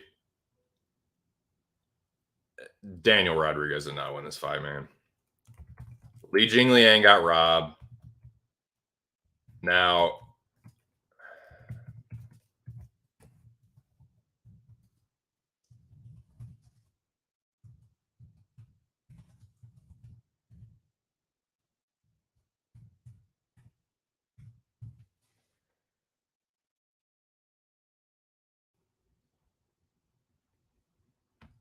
I mean, this one was bad, man. This one was a daylight robbery. They just cannot. I don't know what it is. I've said this before, and I've gone on record with this several times, and this is just keeps reinforcing it. It's not just that just these things happen. I cannot believe that anymore. I'm sorry that argument is just getting weaker and weaker and weaker and weaker and weaker every single time something like this happens. To go back to the like, just this is what happens. Let the cards just fell where they did. It's like, no, not really, man. Like this just greasy, dude. It's greasy. It's Vegas. It's Vegas, baby. This one stunk, man. This one stunk of shout out to Nick Alexander, as he likes to say, the bookie syndicate. This one stunk of skullduggery. It just, was it a makeup from the Lanesh one? Like, this one was just really bad. Everyone even some people, I'm sure, that bet Daniel Rodriguez were kind of like, oh, fuck, yeah, I'll take the money, but you just take the money and run. That's all you can really do is if you bet Daniel Rodriguez, just take the money and run. Take the money and run, shut the fuck up, and don't act like you had some super smart read. Like, you got lucky. Because, and even D-Rod, man, like, even if you listen to D-Rod's, like, statement, it sounds like when someone puts out a statement following a loss. Like, you can just hear it in his voice. Like, he even said the things that someone coming off a loss says, like, it was not the performance I wanted. I'm looking to get back as soon as I can. Like, shout out to my opponent. He's really tough. It's just like, no one is ever going to come out and say, I lost that fight. Like, no fighter will ever say that. But that he got about as close as you fucking could. I think he knew that it's like, oh shit, like, I don't know how I won that one, but I'll take it. Like, it's kind of like when Felder lost to RDA and they gave him that score, and then Paul was like, "What the fuck?" Like, he's like, "Dude, no." I mean, he was pretty close to that. Like, everyone pretty much knows what they saw. Like, Lee landed the more impactful shots. The only thing D Rod really did was land some jabs, and Lee's face was clean. It's not like it was some fucking, it won't no Usman jab where it was like Lee was getting hurt from it and it like affected the fight. Like he fought the same way throughout the entire course of the fight. I thought he easily won 2 rounds. And shout out, I can't believe I'm shouting this dude out. Shout out to Drake Riggs, because I think there's a better argument to be made for Li Jingliang 30-27 than there is for Daniel Rodriguez anything. The dude literally only landed jabs. So you're literally going against the entire scoring criterion, where it's like, so you are favoring the accumulate, like the number of head strikes over the impactful ones. The person that got closer to finishing the fight or having the other fighter in trouble or hurt was Lee. Like, Lee stunned him. I think it was the first round where he like stunned him really bad with that right hand. And you even heard him admit it. Like, he was like, "Yeah, the dude hits really fucking hard." Like, yeah, no shit. I saw him. I saw him rock you. And I saw him land the more impactful shots. And his body kicks and those leg kicks, like, man, it just stinks, man. It's just fucking corruption, dude. That's not some, oh, it was so close we couldn't really tell, and it just looked like D-Rod was walking forward. It was like, no, dude, all he's landing is a jab. I don't know what it is, man, but it's like, if you're coming to me saying it's like, oh, it's one of those, well, yeah, I wouldn't say it was a robbery, but, and I saw, I can't remember who it was, which outlet it was, but even they were kind of like, yeah, that was pretty controversial. Like, no, very few of those outlets are going to ever say robbery because they want to keep their fucking press credentials. But, dude, there were 2 people that scored it for, and this is not the end all be all. I don't think that necessarily just because what the media outlets say, just because they all think that Lee won, that's why he won. No, it's like that happens to correspond or coincide with just about everyone on planet Earth watching that fight and thinking that the Leech won. Because that's what happened. 99% of planet Earth that watched that fight was like, oh, Lee got robbed. And it's like, you're going to rob the Leech, bro, for the bookies. The guy that took the fight. Look, D-Rod got the, out of all the people that got their shit switched up, he got the easiest matchup. He had the biggest advantage. He was the guy that was able to come in 10 pounds heavier and not get penalized. That's what happened. He was able to come in 10 pounds heavier, not get penalized. 10 pounds healthier, 10 pounds not as drained. So, yeah, he had the advantage in that fight going into it. And he can be like, oh, and D-Rod is like, it's not his fault. It's not Rodriguez's fault. I'm not blaming him. I'm not saying he's a bad dude. I'm not like, fuck D-Rod. But, like, he said it several times, like, oh, I took this fight in 24 hours notice. It's like, so did Lee. So did Li Jingliang, dude. Like, I'm sorry, that's not an excuse. You took the fight in 24 hours notice, and all you did was land your fucking jab. You didn't fucking do anything more than that, because when you opened up, you got cracked. And he just played it safe and was able to he wasn't trying to go finish that fucking fight, dude. That wasn't effective aggression. All he was doing was pumping his jab out there.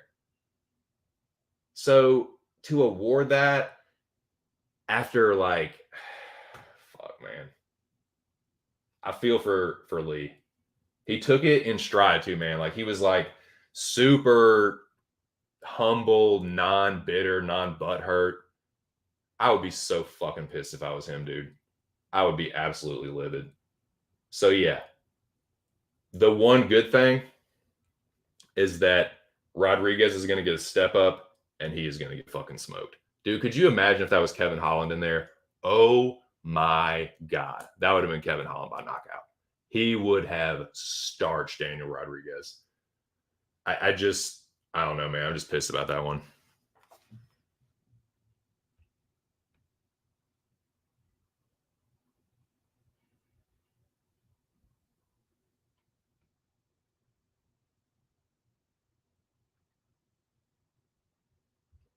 Dude, you did. That's crazy, man. That's fucking crazy. That, good job, dude. Good job. Wong Yun strikes again. Yeah, most people did. Most people did. Noah does. I do. You do. Sub Zach. So bad, man. He got screwed all week.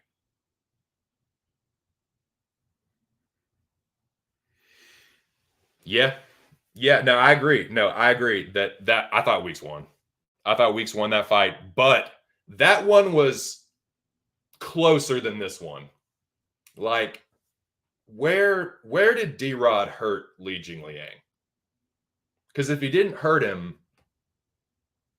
the numbers are not supposed to outweigh the damage. The immediate impactful damage is what's supposed to be scored first. It's written into the rules to be scored over the accumulation. So I don't know, man. I can't account for anything other than just straight up corruption. Because a lot of people saw that and were probably like, yeah, that favors the leech. And they were right. It did. He won that fight. It's like, all right, dude, cool. You quote unquote won. You beat the leech. Maybe I don't wipe properly. No, but no, for real. Okay. Okay. So you quote unquote beat the leech. Now give him a step up and watch him get smoked. Having all these close fights with these jobbers, like going tooth and nail with Dwight Grant, having a tough fight with Mike Perry. Like, dude, you are going to get fucking smoked. Like, I like the leech. Like, I like the leech a lot, dude. He's growing on me. He has leached onto me as far as a fan, but like, he's, you know, towards the back end of the ranked fighters, like appropriately so. Cool. Give him someone better than the leech. Watch him get whooped. Y'all want to see D-Rod get whooped? Give him someone better than the leech. He is going to get obliterated. He looked old. He looked slow. He looked fat. Yeah, keep making that weight cut down to 170. Cost you 300. Damn. God damn. So yeah, that sucked. That shit pissed me off. But yeah, whatever. So I feel like I should have been 7-6 instead of 6-7. But okay, so let's talk about this. Let's talk about the co-main event. Now, this pick was purely out of spite. It's not like I really thought Kevin Holland was going to win. I pretty much assumed that Chimaev was going to win, but I did pick Kevin Holland. It was a pick that I was like hoping he would win, and just because fuck Kamzat, I'm not going to give him the satisfaction. I would rather get a 0 than fucking pick him in this fight, in this spot. I mean, Kamzat, Chimaev, Anik grapples, and submits Kevin Holland.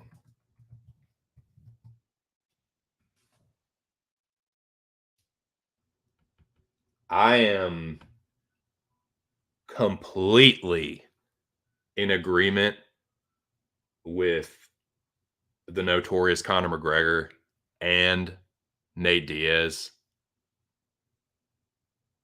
Kamzat is a fucking front, dude. For a guy that it's like tries to portray himself as this like tough guy, this killer, this Chechen gangster, like, oh, I killed people, brother. Like, he looked like the desperation at the beginning of that fight. Like, I've seen few fighters look that desperate to get a fight to the ground, where it's like, dude, he wanted no smoke with Kevin Holland, like none whatsoever on the feet. He didn't like it was like standing was lava. And the only thing, like, the only place he was safe was on the floor. I'm telling you, man, Burns exposed that dude. If you're going tooth and nail with Gilbert Burns and almost getting put away, like, you are not the killer on the feet that you've made yourself out to be. Like, I'm sorry, GM3, like, I'm sorry you had to be the one to like hype this dude up. Like, the win over him, like, got this guy so hyped up. It's just he just caught him, man. Like, he's not this fucking like that. It just he looks scared. He looks scared to stand with Kevin Holland. And it's like, yeah, dude, of course you're the better grappler. Everyone knows you're better on the ground than Kevin Holland. Everyone knows that Dagestani Sambo grappling, that is better than pure jiu-jitsu from guard. It just is. Sambo beats jiu-jitsu. It just does. In MMA contest, but he wanted no smoke. I need to go back and look. I've heard some people say that like he faked the glove touch to dive under and go for the takedown. Like, he went for it immediately. And his answer afterwards was such bullshit. Where it's like, oh, sometimes I do this, sometimes I'll do that, sometimes I want it. It's like, motherfucker, you fucking knew you wanted no smoke, 0% smoke with Holland on the feet. Don't act like you were just like, oh, I just decided to take him down just for the fuck of it. Like, no, if you were the fucking wolf, you would have fucking you would have beat Holland at his own game. But and a lot, you know, any of his stands are like, if you're a fucking like a Khamzat Chimaev sympathizer or you're a protector or whatever, you're gonna be like, oh well, he just fought smart. He just fought smart and like you know, he knew what his path to victory was. It's like, whatever, man. Whatever. I feel the exact same way about him that I did before that fight. That's the point I'm trying to make. Like, you didn't show me nothing by submitting Kevin Holland. Fucking Brendan Allen submitted Kevin Holland. You know what I mean? Like, what are we talking about here? We're talking about, oh, Kevin Holland got out grappled. Brunson out grappled him. Vittori out grappled him. Like, you panic wrestling Colin down to the ground and like selling out and getting the submission. Like, you did the same thing to the Leech. Like, I don't feel any differently about Kamzat. Like, you didn't like open my eyes like, oh my God, this guy is like, oh, you submitted Kevin Holland. Yeah. That figures. That's the kind of energy it was.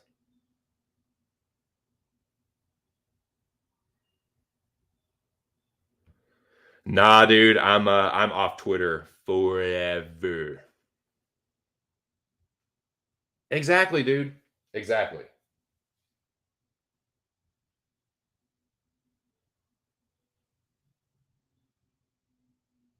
He kind of did, but Holland invited glove touch and Kamzat just shot. Yeah. Yeah, I didn't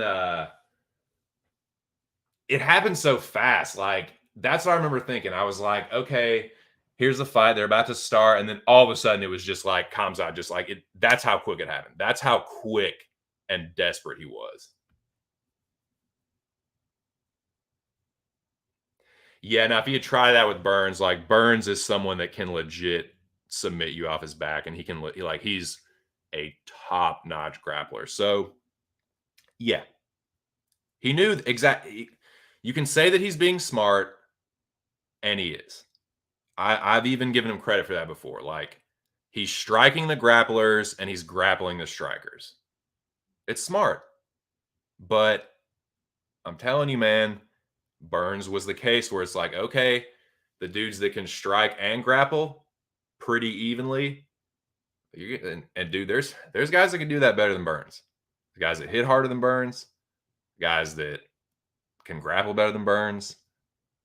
So he's gonna get it, man. He's gonna fucking get it.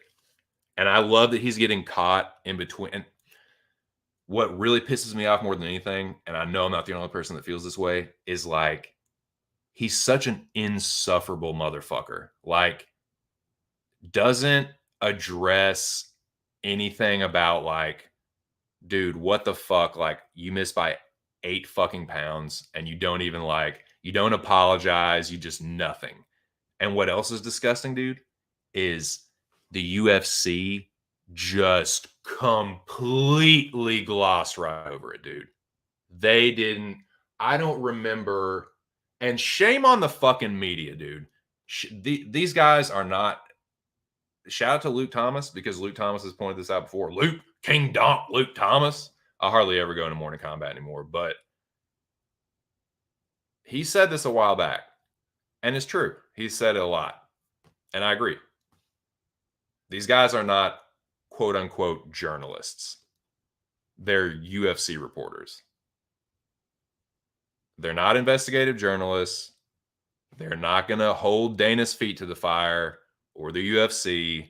They are there as mouthpieces to like encourage the UFC to promote themselves. Like they feed them these softball questions so the UFC can like, they like out give them these alley-oop questions so the UFC can just slam dunk it, like give them these sound bites, you know? They're not really like, this was ridiculous. This was a fucking fiasco. They're lucky. They're fucking lucky that you got some guy like Li Jingliang that you screwed, and you got guys like Kevin Holland that got screwed with the matchup. Because I'm telling you, if that would have been Kevin Holland and D-Rod, that is Kevin Holland by first round TKO or club and sub. But yeah, so who gets screwed more than anyone? Kevin Holland and Leach. Now, Nate and Tony, dude, they're still good. They got the fucking main event. Like,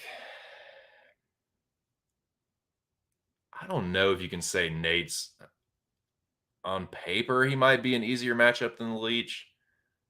But Tony kind of had a tough matchup regardless. But still, like, he got the main event spot. And good for him, man. Good for Tony.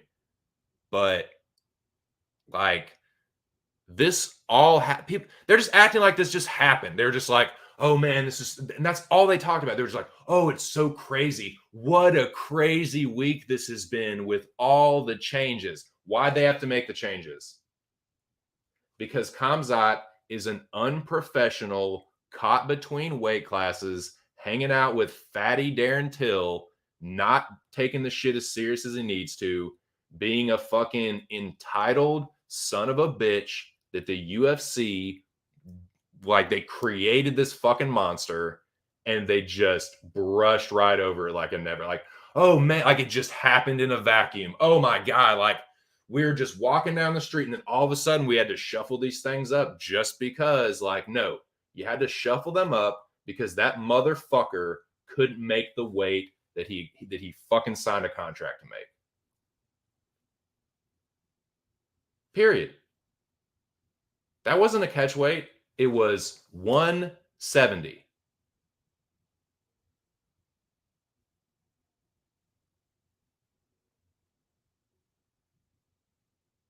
It's ridiculous. That was why It wasn't anything else. It wasn't Nate Diaz. It wasn't Tony Ferguson. It wasn't Li Jingliang. It wasn't Kevin Holland. It wasn't Daniel Rodriguez. That whole thing got shifted around because of Khamzat motherfucking rat lip Chimaev. That's why. And the UFC didn't touch it. They are so fucking scared of this fucking Chechen dude. This fucking hate-mongering ass motherfucker. What's his name? That fucking the dictator, the Chechen dictator. I don't know what he has on Dana or what, but they are so scared of that motherfucker, and they are so scared to say anything negative about Khamzat. It's unbelievable. It's unreal. Unreal.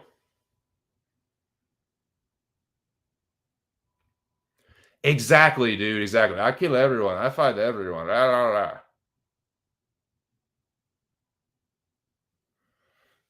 Sick of that fucking rat lip, dude.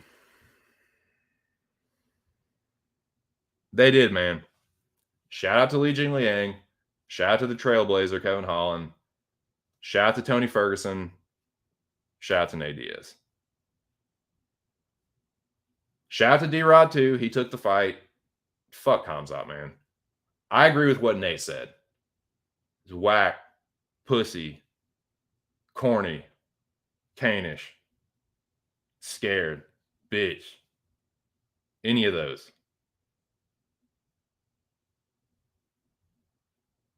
Fucking Fugazi, man.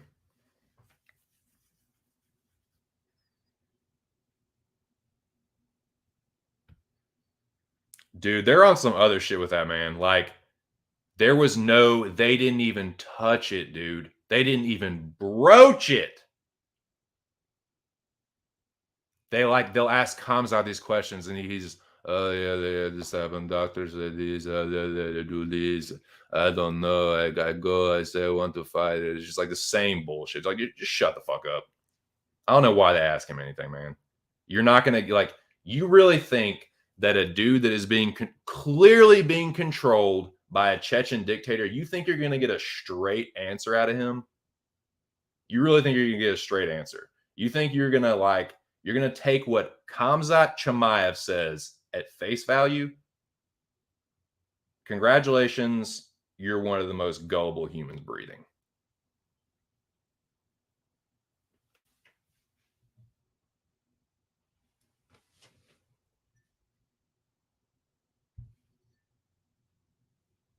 They act like it just happened. Like it just, oh, this shakeup just, what a crazy week. It just fell out of the sky. Bullshit. First of all, I don't believe for 1 second that you motherfuckers didn't know that he was that far off. You're in that little communication with these fighters, like their progress. You tell me they don't know that it's going to be close. It's going to come down to it. It's like, I don't know, man. You can yell about it until you're blue in the fucking face. It's not going to change a goddamn thing. It's so far out of our control. It's not even funny. These things are so blatant, dude. These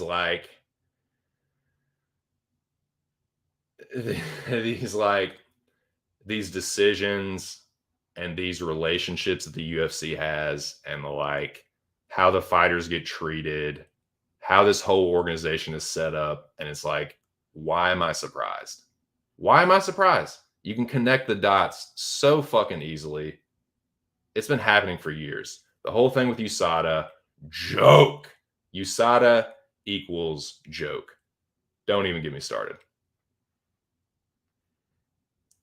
The UFC and this whole relationship with exactly that part of the world, with Russia, with Chechnya, like, dude, it's skullduggery. The shit with the bookies in Vegas and like DraftKings, it's so greasy, dude. It's so fucking greasy.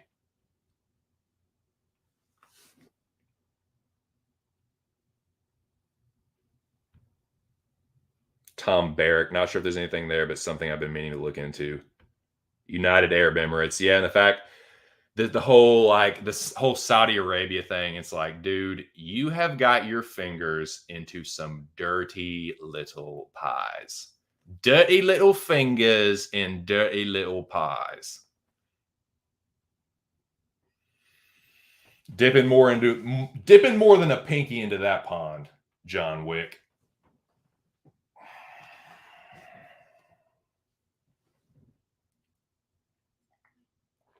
Tell you what, if you're a conspiracy minded motherfucker, you don't have to look too far in the UFC to spark your fancy or whatever that expression is. So that brings us to the main event.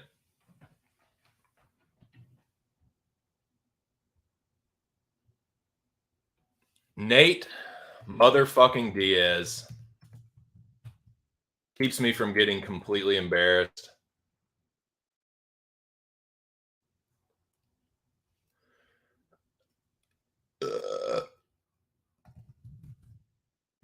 Now, the grappling heads out there.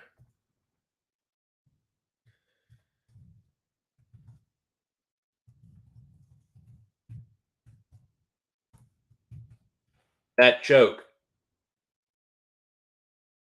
Ninja choke, power guillotine, one and the same.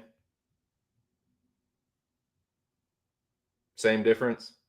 Am I splitting hairs here, Donnie?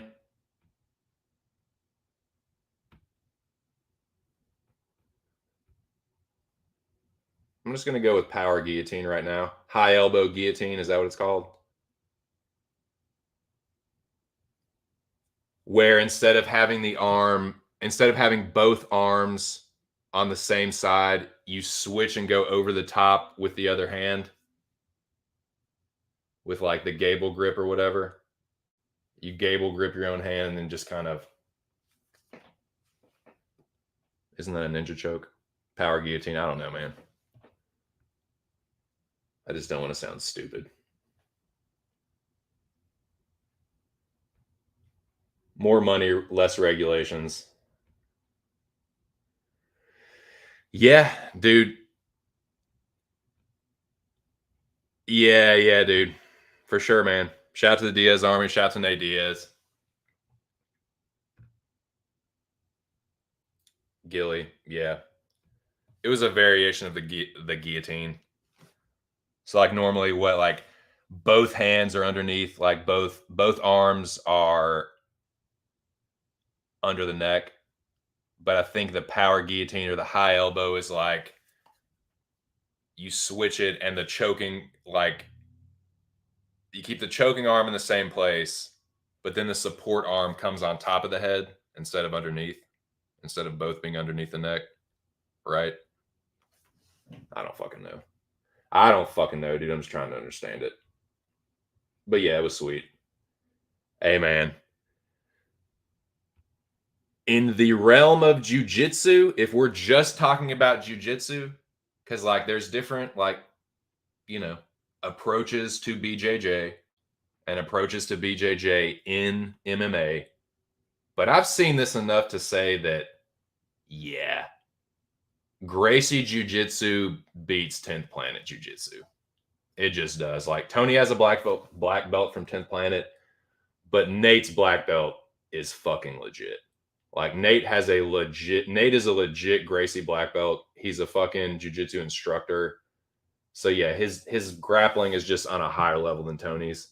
Doesn't mean that Tony's a bad grappler. Like Tony's a good grappler.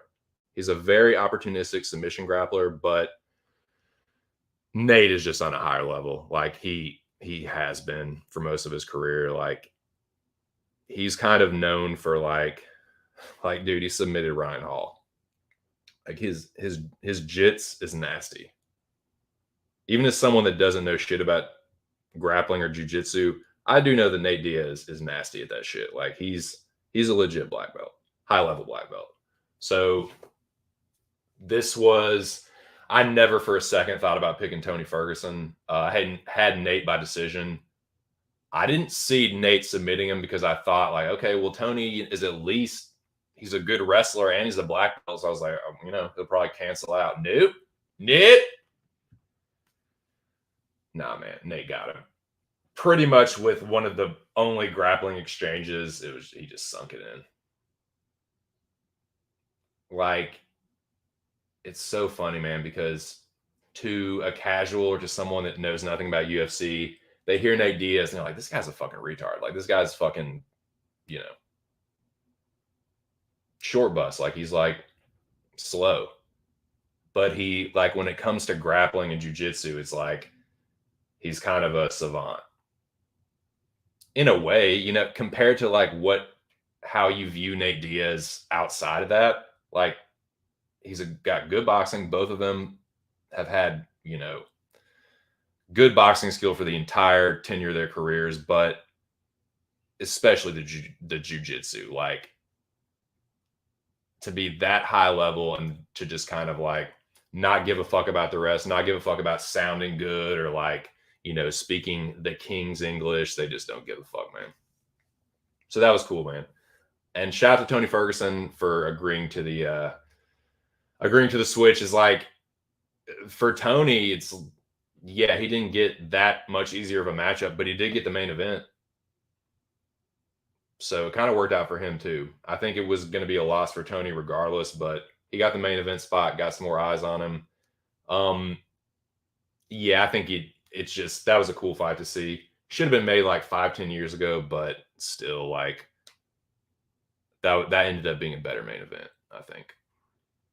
But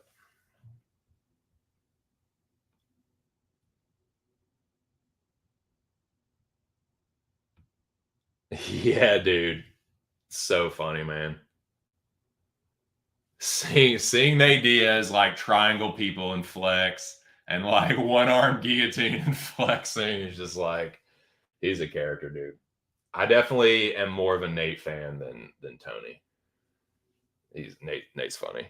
I've never been a big Nick Diaz fan. I was always kind of salty that like people would not give Condit credit for beating Nick Diaz, but I have always, not always, but I have a bit more of a softer spot for Nate. I have maybe a little bit more respect for him, but it was fun. It was fun and it was funny. But good for him, man. Like, that's probably going to be his last fight in the UFC. He gets to go out on a huge win, beating another guy that's really respected in, like I said, Tony, that's kind of what Tony's known for. Other than the elbows, blades, and shades. Like, nah, man, he's known for being a sneaky, opportunistic submission grappler. And Nate fucking got him at his own game. So that was cool, man. Shout out to the Diaz. The Diaz Army, War Nate Diaz. That's what's up. That's cool. I'm not in the Diaz Army, but I've made my peace with them. I've had a checkered past with the Diaz Army. At times I've just straight up couldn't stand them. I have always acknowledged their loyalty, and I do have somewhat of a respect for that. So yeah, I would just say, like, shout out to them, man. They always show up, and yeah, I ain't got no problem with them. I ain't mad at them.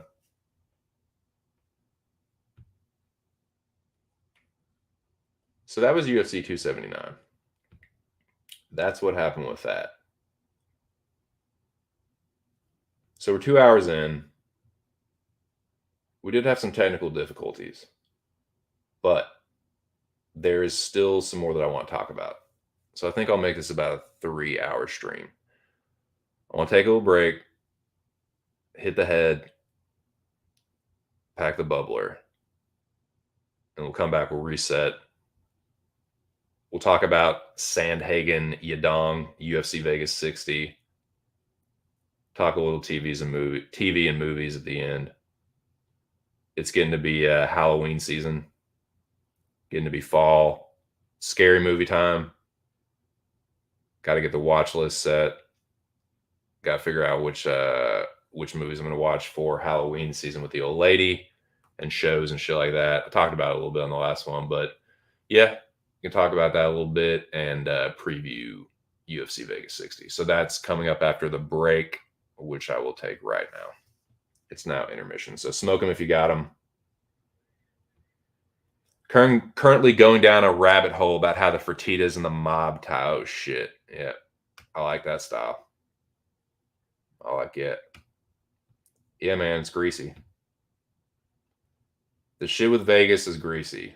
This whole like all these cards being in Vegas, all these like it seems like that's where a lot of the robberies be happening too, dude. A lot of the fucking robberies. It's like you have the ability to solve this problem. Like this is a fixable problem. You just have no interest in fucking doing it. You have a vested financial interest in not fixing this problem, keeping it as deregulated as fucking possible, keeping it as greasy as possible is what it looks like. But you know, I ain't the smartest. I ain't the smartest tool in the shed. Duh. Get two birds stoned at once. Supply and command. No, I'm not the sharpest tool in the shed, man, but it's just a little too greasy for my comfort. It's too greasy to be this like, oh, they got it wrong. Bip. Sometimes they get it right, sometimes they get it wrong. Whatever, dude. Break time. Time to break, time to reset. Smoke them if you got them. R.I.P. Elias Theodoro. I'll be right back.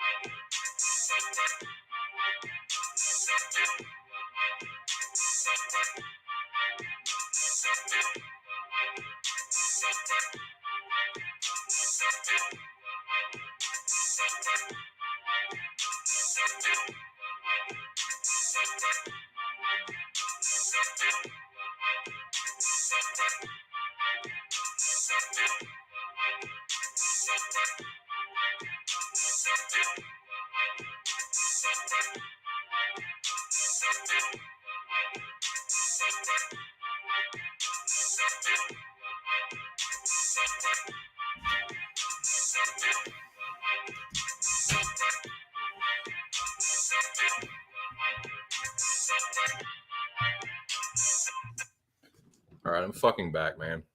Shout out to the 4 hardcores hanging tough in the building, man. Shout out to you guys, man. Shout out to the late, great Elias Theodoro. I mean that sincerely, too, man. Moy's audio, round and round, Moy's. Now, I understand. I know you got a carousel to operate. I know you got a carousel to run. But can your boy get one free spin?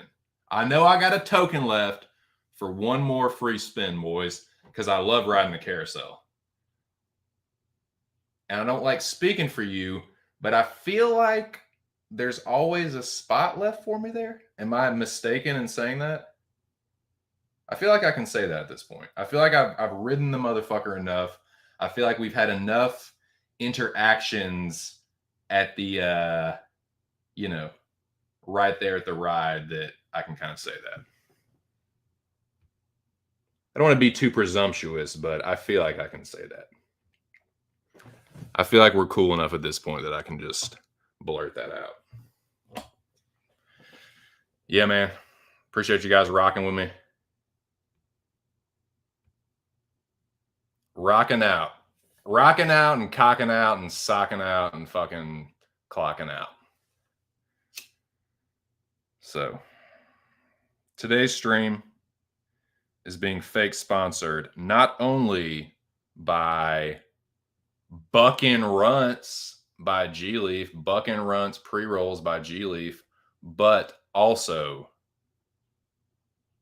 El Chivo by a company that I can't fucking remember, and it's really pissing me off because I just had it in my head and now it's fucking gone. But you know what? It's all good because they're a fake sponsor anyway. So you know what? I'll say whatever I want about your goddamn cannabis growing company, you motherfuckers. I'm just kidding. I really like your stuff, El Chivo. It is, I believe it's Alternative Solutions. That's where the last El Chivo that I've gotten in the past was Altsol, which is a fucking dank ass, crank ass fucking company out of fucking DC, dude, out of District of fucking Columbia. Fucking shit. But no, Altsol is a great company. I think that's who it is. Because a lot of companies, not a lot, but companies will end up with the same strain. Seeds get passed around a lot, and yeah. So just because one company starts grow, like there's more than one company that grows like, oh, I don't know, fucking Girl Scout cookies. Like there's going to be different, like every company's going to have their own little version of Girl Scout cookies. That's what I'm trying to say. So yeah, I don't think Altsol might not be the only company that does El Chivo, but it's one of the only ones that I've seen. But that's what I'm smoking right now. It's fucking dank. It's grape gas, OG Kushberry, and blueberry headband. Those three janks combined to make El Chivo. It's bombastic. Indica leaning like a mug. 75-25. Something like that. Anyways, man, weed is tight. Weed is tight. Y'all are tight. What should we talk about, boys? You want to talk about this next card? I hope y'all did good, man. Boys, did you make money? Did you make money, make money, make? Did y'all get rich this weekend? I didn't bet. I did go into the PSR stream, though, man. Shout out to Pub Sports Radio. Went in there and ran my mouth a little bit. Had a good time with them, man. So shout out to those boys. They were making money over there. Moys, I hope you made money. I hope all the capper homies, I hope all my greasy capper buddies made money. Hope y'all got rich. I didn't gamble this weekend. I haven't gambled in a while, man.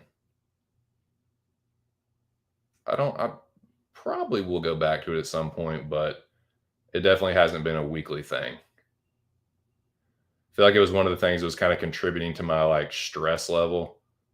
So I've taken a break from that. I'll probably get back to it at some point though, but it's one of those things where it's like, I just don't want to force it. When I am gambling, I don't want to force bets, and I definitely don't want to force the need to gamble in the first place. So it's like, if it's not going to be something that I view as fun, then I'm just not interested. So when I do feel like I'm in a place where I can do it and it'll be fun, instead of like, oh, I need to get back to a winning weekend, or I need to get, I just feel like that is the number one, like, okay, you might need to call 1-800-GAMBLE. You know what I mean? Where it's just like, I don't want to just, when I'll get back to it when I get back to it, if I do it all, is what I'm trying to say. But anyways, man, the people that are successful handicappers, and especially the people that are successful handicappers that I know, there's some damn old buds of mine. I hope you motherfuckers get rich every day. Every single day of your lives. Wong Yun. Should the people bet the Phillies or not? Now, this stream is for entertainment purposes only, of course. Just having a bit of fun. What them Phillies doing, Wong? Actually, as a matter of fact, while I pull up this UFC card, I'm also going to pull up the Wong Yin. I don't know if you caught this, but what I'm going to start doing is every Monday, I'm going to do a weekend sports recap, especially with NFL, with baseball rolling into the playoffs. I want to kind of recap what happened. I'm doing fantasy, so I'll talk a little bit about fantasy. But yeah, I think that'll be a fun little addition, just kind of like a little segment. I'll tighten it up a little bit more for next week. I'll put an official banner. I'll have all I don't know if I'll put up every score, but yeah, I think I'd like to make that a little segment. And excuse me, I'll kind of decide whether I want to do it at the beginning of the show or the end of the show. Just kind of play around with it, but it's something that I want to do and make an official kind of thing. But in that same vein, in that continuing along with that same thought process, I want to check out the standings in the MLB. I wanted to do that before. I'm going to do it now. MLB standings. Thank you, Google. You fucking evil conglomerate. You evil mastermind conglomerate. Fuck. Okay, let's look at this. Let's look at the National League. Phillies? Tough. Tough sledding. Tough sledding for the Phillies. They are 1, 2, 3. You're 4.5 games back from the Braves. I'm assuming y'all need to catch the Braves to get a wild card spot. Maybe not, though, dude. Maybe not. Actually, maybe not. the, the fucking Cubs are 58-82. Jesus Christ. And the Giants are 67-7. So yeah, you don't have any competition for a wild card spot in the fucking and I can't remember exactly how this shit works with the I know that all the division leaders get a spot. And isn't it everyone in second place gets a spot and then you're fighting for the last one?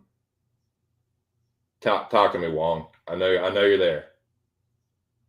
Now you talk to me now.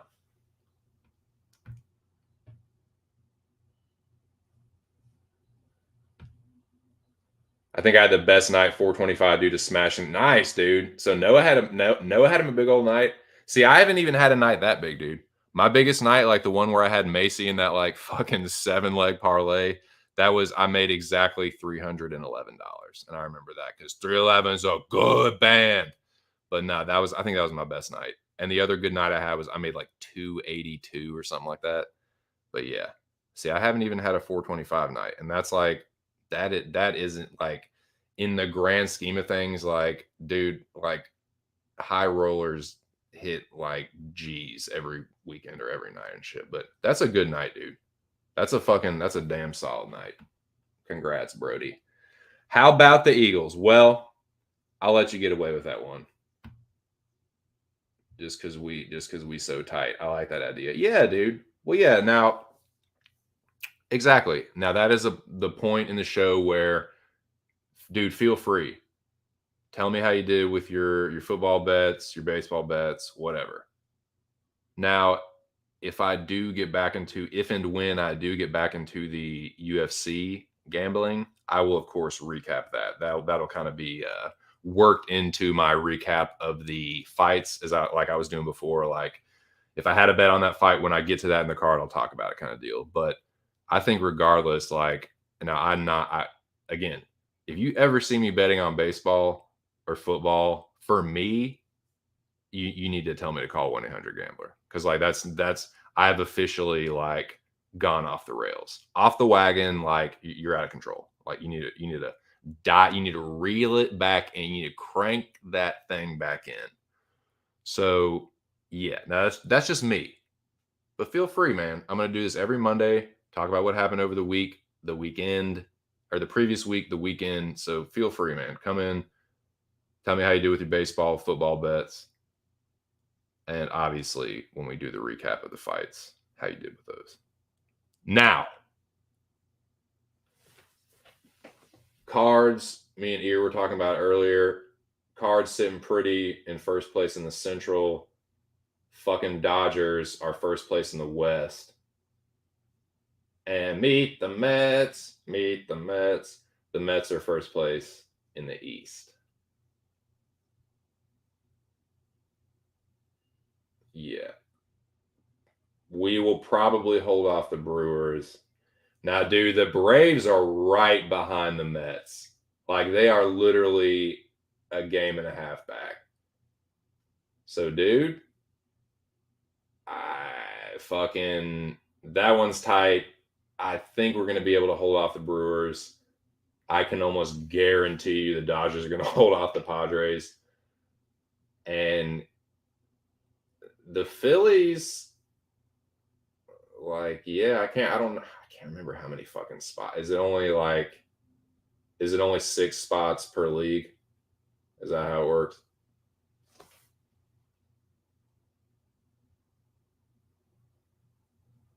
Okay, so it has nothing to do. It's just after the division leaders, it's open spots, right? It's whoever has the best record.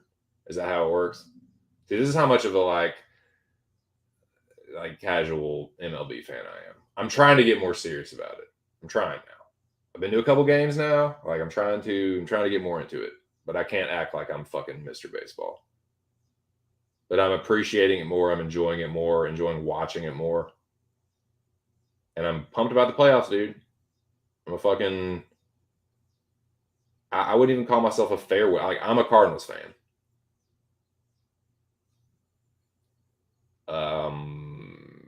I'm casual, but I'm not fair weather. Like I'll watch the Cardinals winter. Like I've watched the Cardinals seriously for like the last 4 years, and we've been middle of the pack as fuck and disappointing in the playoffs. Like I said, man, I don't count the chickens before they hatch, but dude, we got a good team. We got a fucking good team, dude. We got bats, we got pitchers, we got a good, we got good starting pitchers, we got good relievers, and a good bullpen, and we got bats. We got Goldie, Nato, Pujols still cranking, Yachty's still cranking. We got a good team, dude. Okay, so y'all are so based on that, it's looking like the Mets, Braves, Phillies, us, Padres, and y'all, right?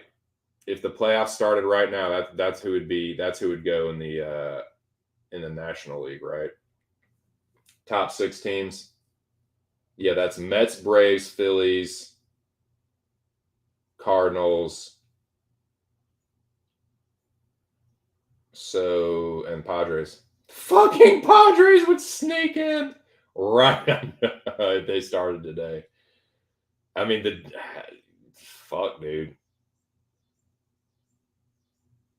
That's crazy. Yeah, fuck gotta. Dude, if the Brewers sneak into the playoffs, I'm actually going to be kind of pissed. I'll actually be kind of pissed about that. So yeah, please, anyone that can hold off the Brewers, if you're listening to this, which I'm sure you are, like just do that. Please don't let the fucking Brewers get in the playoffs. I can't fucking stand them, dude. Oh yeah, dude, we got good fielding. We got real good fielding. Good outfield. Yeah, dude. Kind of seeming like a magical kind of year, dude. All like Yachty's last year, Pujols last year, probably Wayno's, or he's got 1 or 2 years. Maybe this might be his last one too, man. Dude, we got these young fucking pitchers that can throw 3-digit fastball, triple-digit fastballs. 2 of them that can do that, and they're fucking relievers, like they're fucking closers and like relief pitchers. And we still got a Hall of Fame starter. Flaherty's all right too. He wasn't looking that good the other night, but we got pitchers, man. We got pitching, we got bats, fielding. It's a complete team. We got a complete team. Just gotta get over that playoff slump. We're going to the fucking playoffs. Just got to get over the slump there, man. Got to have a good fucking. We won. I can't remember who we won the first round of the playoffs, and then we got bounced. I think didn't we beat the Braves in the wild card round? Wasn't that who we beat last year? I can't remember. I think we beat. I can't remember, dude. Yeah, solid starting pitching with a good defense. Yeah, it is small ball. But yeah, we can go Yada this year too, though, Bubba. Yeah, for sure. God, I hate them. I hate the fucking Brewers. Dude, they've had our number for so long. I just want them to go down in fucking flames. But yeah, man. So I think I'm gonna do that every Monday. Talk a little baseball, talk a little football, talk like what happened over the weekend. I think it'll be fun. So where are we at? All right, here we go. Intermission's over.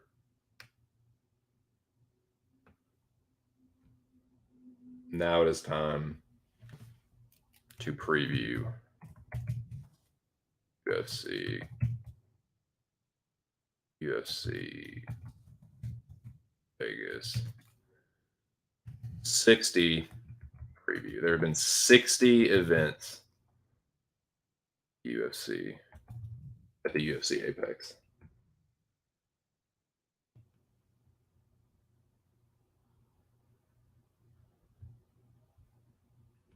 Scroll across the bottom ticker. All right, let's look at this card.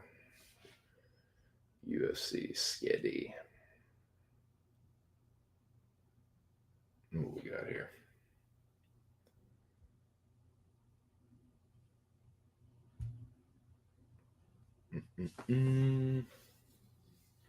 Mata Van Camp is one I'm going to have to tape. I'm going to take Tony Gravely against Basharat, but that's a tough fight, man. Javid Basharat is definitely. I faded Basharat against, who is it, Giles? Didn't he fight Trevin Giles? Trevin Jones. Giles. Trevin Jones, excuse me.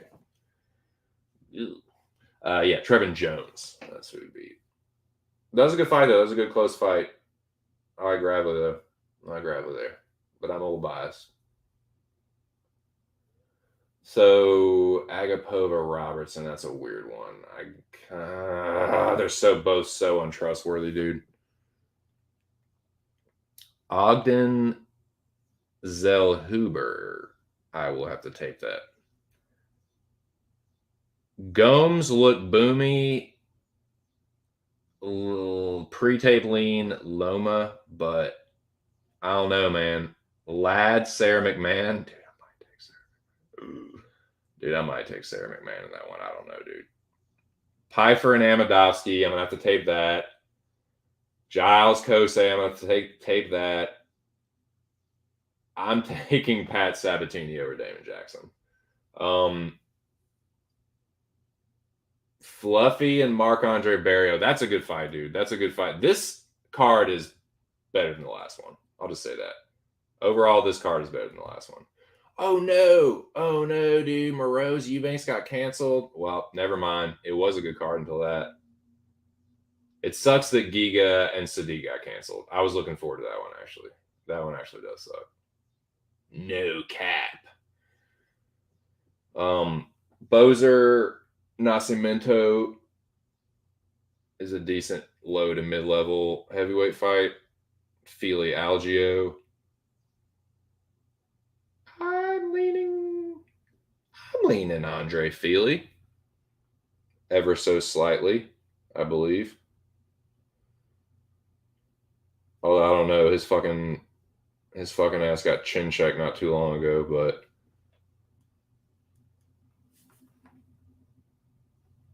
Algio smoked Herbert Burns in the last one. That's a little pre-tape lean to Feely, but now Bananas and Grapes. Shout out Bananas and Grapes. He asked me earlier. This is the co-main and the main event are fucking dank. Cheaty and Hobocop. God, this is a tough one, man. This is an awesome. First of all, awesome fight, awesome matchup. This is like perfect matchmaking. The trajectory of these two are meeting up. They're meeting up like right at the perfect time. It's slightly older prospects that both hit really hard, very dangerous. Both have multiple knockout wins in the UFC now. And it's one of those where it's like they're not the prospect necessarily, but so like it's not going to be an absolute tragedy for one of them to lose. It's not one of those where it's like, oh, they're both so good, you know, we don't want to make this matchup and have one, you know what I mean? It's not like that. It's not like, I don't know, I'm trying to think of a good example. I can't really think of one, but you know what I'm trying to say. Like it'll be fine if one of them loses. Like this will be a really fun action fight. Somebody's getting knocked out here. You know what? I'm going to save this pick for the weigh-ins on Friday. It's a Vegas card. The weigh-ins will be at the normal time. I will be streaming at the normal time. I'm going to save that one for the weigh-ins. But I have made my pick. I don't need to tape that. I watched all the UFC fights from both of these fighters. Watched the contender fights from both of them. I don't need to do any tape study. I know who I'm going to pick. It's going to be close, though. It's going to be really close. And yeah, very, very excited for that fight. I'm excited for Song and Corey, too. This is an awesome bantamweight bout. I can't remember exactly what they're ranked. I think they're both, I know they're both top 10. Yeah, Song is number 10. Corey is like number 5, number 4. Okay. So number 4 and number 10. Good matchmaking. Again, very, very appropriate. Corey's only losses are to the current champion and 2 former champions. I thought he beat TJ. I thought he beat TJ Dillashaw. Like, you can't have the takes that some of y'all have on some of these fights that are like, oh, it's close, but so-and-so did more damage. Okay, if that's the criteria, Corey won. So, yeah, I think he pretty clearly beat TJ. That one stunk. That one stunk. Anyways, that's not, I'm not trying to get hung up on that. My point is, he pretty much beat TJ Dillashaw. So in my mind, in my Sean Sugar Show O'Malley mind, he has 2 losses to Aljo and the former champion. And even if you want to say that Dillashaw legitimately beat him, he really didn't. Like he if you want to say he hugged him a little bit more, that's really all that TJ did was hug him. A little bit more. He definitely didn't do more damage. So yeah, I the point is he good. Corey's really good.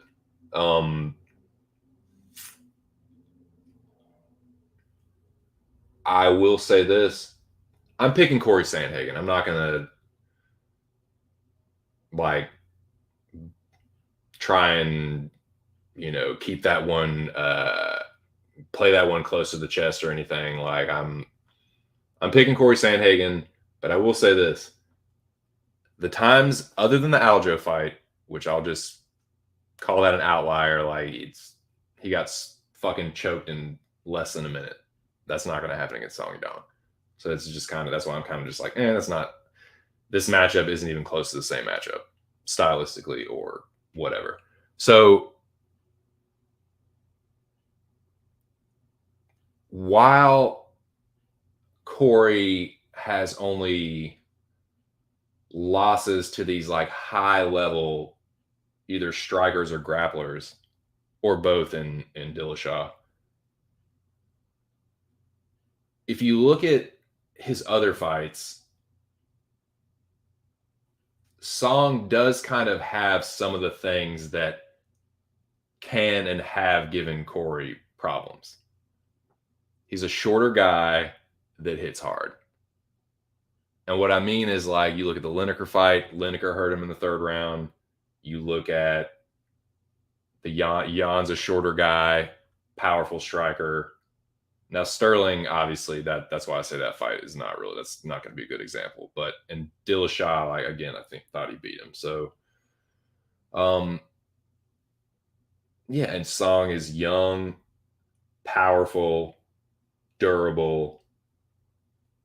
It's a tough fight, dude. It's definitely a tough fight. Other than the guys that he's already fought and lost to, I'd say that's one of the tougher fights, man. One of the tougher fights. He destroyed, like, a highlight reel Frankie Edgar, kind of highlight reel Moraes too. Has wins over Sun Sao, like that Lineker cracks, dude. Lineker fucking cracks. So like that does kind of give me like, yeah, I know he had some trouble against Lineker. He might have a little trouble against Song. Like Corey is not Pernell Whitaker. He's not fucking Floyd Mayweather. Like he can be hit. Um, but he is tough, and he's not someone that like is easily separated from his consciousness. Like even when he gets dropped, it's kind of like, oh shit, and he just pops right back. Like even when Jan dropped him, like it's not like he was down there on the ground and just like fighting for his life, just trying to hang on. Like he got dropped, got his composure back, and just he kept fighting. So that's good to see. Um, it's not like a Song just slumps everyone he fights. He's had quite a few decisions himself, so I think it will go the distance, and I like Sandhagen over the distance. I think he's fought the slightly higher level of competition. He has a couple of 5 rounders, and I think he actually wins this one. I think it goes the whole distance. I think it goes all 25, and I think Sandhagen gets it done. And I think that Song will have his moments. But yeah, give me Corey Sandhagen, and I will reveal my pick for the co-main on Friday. But that's the preview. Nothing much. That's why I just said preview. It's just a little trailer for me. You know, other channels will do deeper dives, and you know, I'll do that more on Friday.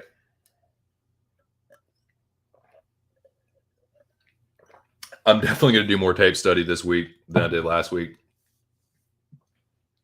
There's quite a few that I need to do that with. Again, these are the ones I'm going to be taping.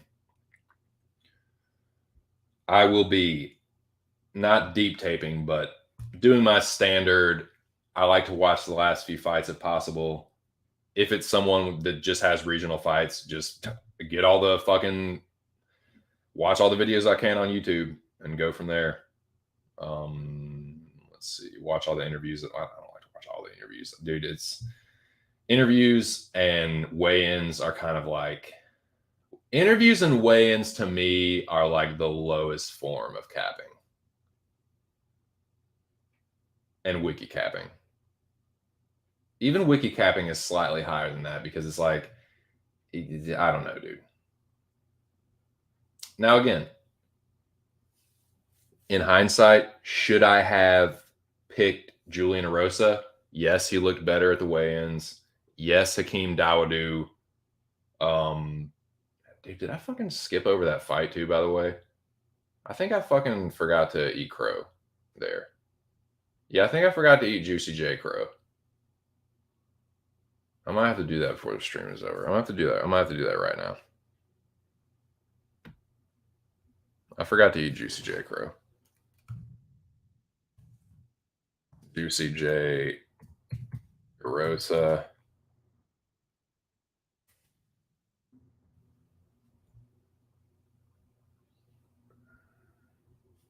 And this was, I'm not so much impressed by Erosa as I am disappointed with Hakeem.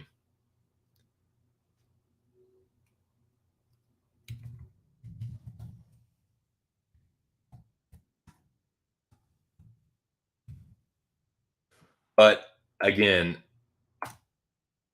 and again, this is just an if, a hypothetical, dude, if I had switched and lost, I would be more sick to my stomach than I am right now. Like, I'm okay. Yeah, I kind of had a feeling like, oh, dude, I don't know. I said it on Friday, like, this one makes me nervous, man. I'm gonna stick with Hakeem, but I'm okay. I'm okay sticking with my first instinct and being wrong. It's harder to live with when you switch and you're wrong. So again, I'll just chalk this one up to, yeah, it's, you know, you can't always go off this because, you know, some guys miss weight and they fucking win. Look at Khamzat Chimaev. Look at fucking Chris Barnett. You know what I'm saying? It's just, you can't go strictly off the weigh-ins because you get mixed results. But for the record, and I didn't mean to gloss over this. What is Hakeem Dawodu's excuse? He didn't just barely miss. He missed by like 4 pounds, man. So, like, what up with that? Julian didn't miss. There wasn't so, like, was he involved in the backstage scuffle? That was, and by the way, that's a fucking bullshit excuse. I didn't really, I was starting to get upset talking about this, but that whole like, again, it just goes back to the UFC not wanting to level any kind of criticism against this motherfucker or Chechnya or the Chechens. They got some weirdo shit going on with that. But just like Kamzat needs to be criticized and has no excuse for missing by 8 fucking pounds, what's up with Hakeem missing by that much? Like, dude, you know, you might need to fight at lightweight, dude, because he doesn't even have an excuse. Like, even though I think Kamzat's excuse is bullshit, it's fucking bullshit. Like, you can't tell me he was on track to make it, and oh, the scuffle, which really won't that much of anything. You telling me the way this guy trains, and this guy's cutting weight, and the way he's such a beast, he goes. You telling me a little yelling and throwing a couple little teeps is going to throw you off that much? Aren't you supposed to be training like that every day if you're the wolf? See, then he's just a fucking front, man. That shit is just so fucking corny. Anyways, back to this. Hakeem looked like shit on the scales. Looked like shit in the fight. Erosa, like, it's not that he didn't look good. He did. He won the fight. He looked good, but it's like, that's Juicy J. Like, I've been more impressed by Juicy J too. I've seen Juicy J look better. I've seen, like, Hakeem Dawodu is a good fighter, and that's an impressive win, but it's like, Dawodu was like fucked from the get-go, man. Like, that's not one of those, oh, he looked weight drained. Oh, he's a little odd. Like, he missed weight by 4 pounds, and he looked like it too. What's his deal?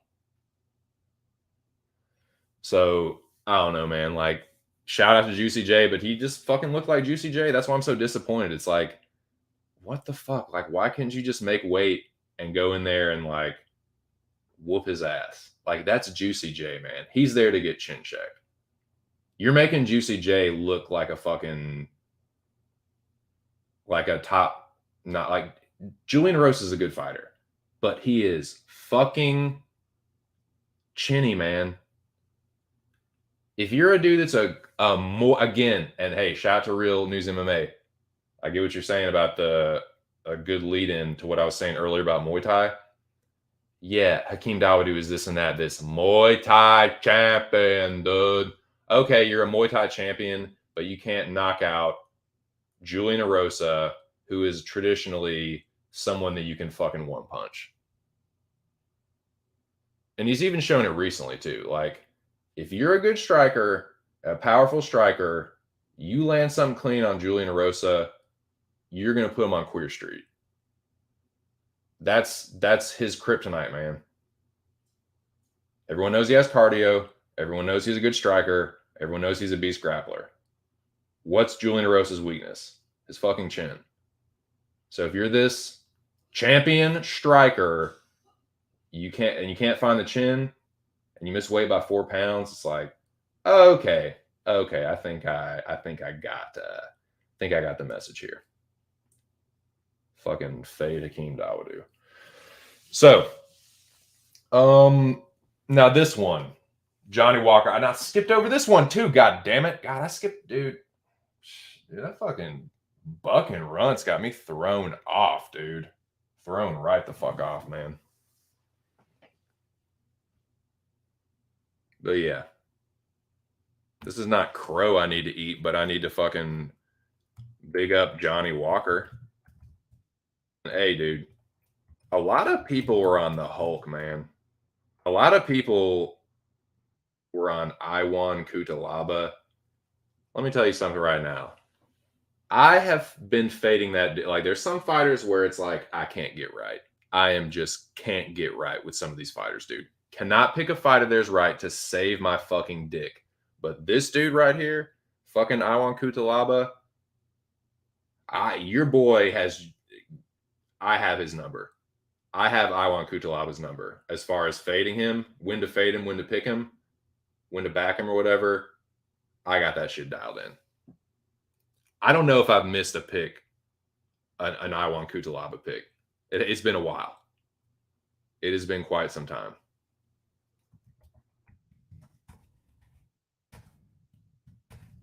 Shout out to Johnny Walker, man. A lot of people were fading that dude, calling him a bum. Kutalaba. I told y'all, man. I went through and looked at his fucking record. I took y'all through this fucking jobber's record on Friday. So I will. This is the last little bit that I can toot my horn on as far as this card, and I forgot to do it before, but man, y'all should have known on this one.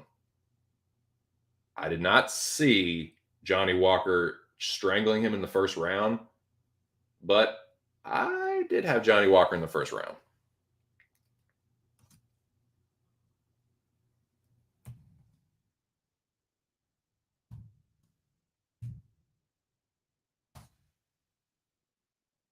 Everyone was like, Johnny Walker's the bum. No, Kutalaba's the bum. Kutalaba had a losing record before this fight.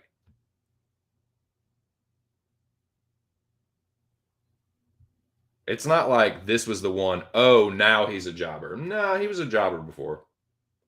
He was a fucking jobber before. They got embarrassed by my dude Magomed. Remember when people were picking Ian Kutalaba over Magomed Ankalaev? And then people did the same thing in the rematch. People actually picked Kutalaba in the rematch. It's like, are you fucking kidding me, dude? Like, Kutalaba is such a fucking jobber. He is someone that, like, he really fools people with his physique and his whole demeanor and attitude. Oh, this tough guy. Like, he's a fucking. If anyone, I don't like calling fighters bums unless you're an actual bum. If you're in the UFC, you're not a bum by definition. But like, as far as the UFC, he's a UFC bum. He's a UFC jobber. He's got a losing record in the UFC, and don't be surprised if you see remove like fighter. What is that shit on? I'm never going back there. But there's a dude on Twitter that Fighter Watch. That dude with the fucking the glasses and the hat or whatever. It's like fighter removed from the roster. You're gonna see X. I want Kutalaba X whatever. He gone. It's a coming. But yeah, I did pick Johnny Walker. Hope y'all did too.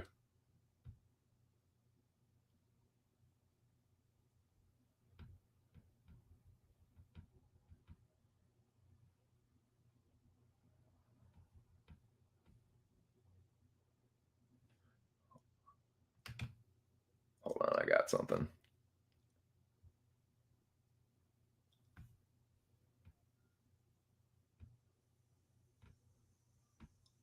I got something special for you.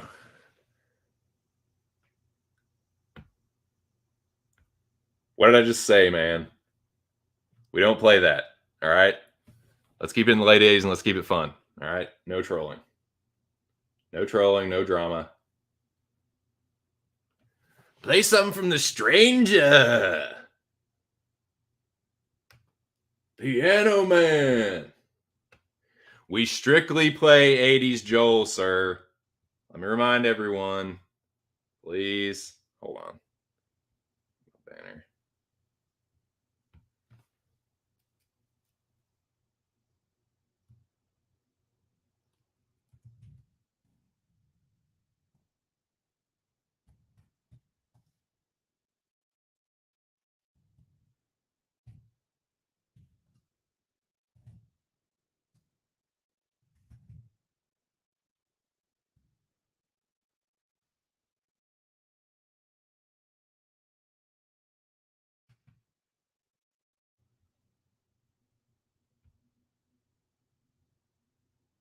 Let's see.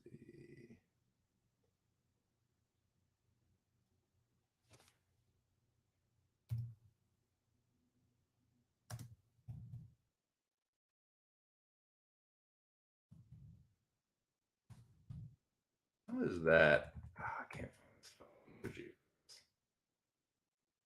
matter.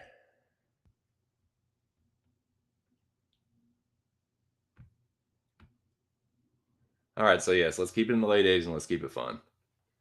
You know, life can sometimes get you down, and sometimes it can be hard to keeping the faith. Looks like I've been lost, and let's remember.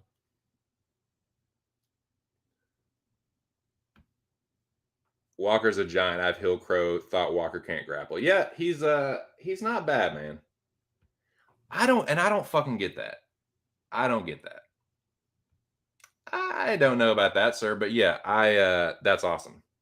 That's awesome that you won big.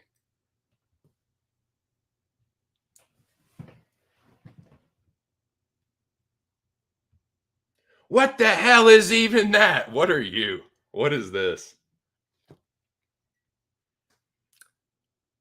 Again, what did I just say, man? And we don't play that, all right? Keep it in the late 80s and let's keep it fun.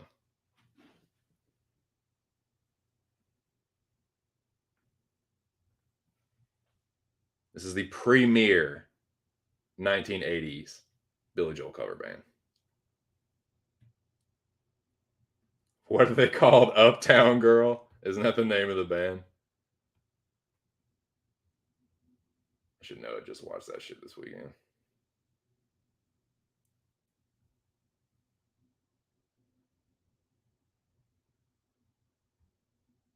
Yes, Arrivederci.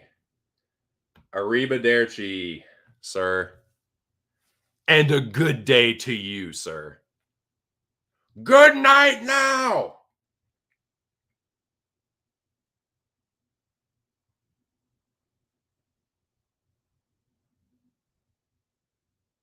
Yes, please. This is not the place for that, sir.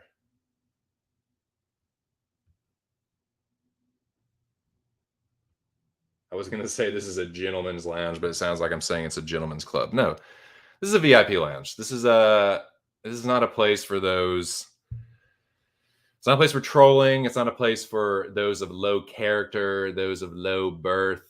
You know, we're not going to have any trollish peasants in the chat. All right.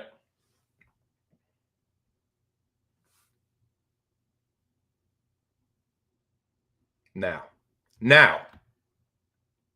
where was I?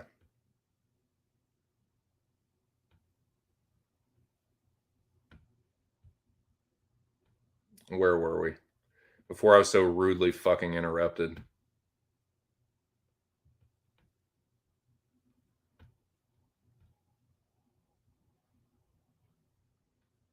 Now that's about as polite as I'm going to be. Anyways, where were we? Yeah.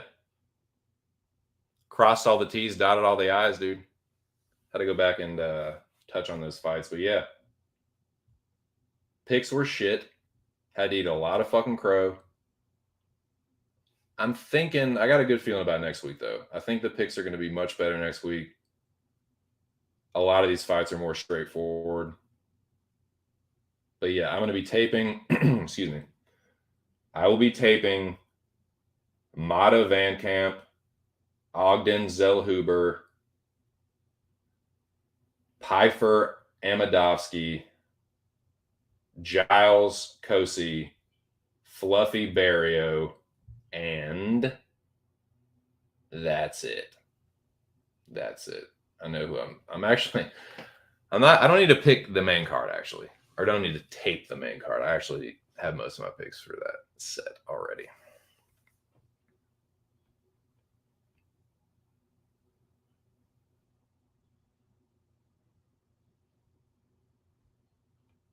Yes, thank you.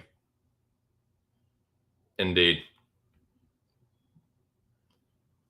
Amadovsky is very fadeable. As is what's a fuck. Pfeiffer.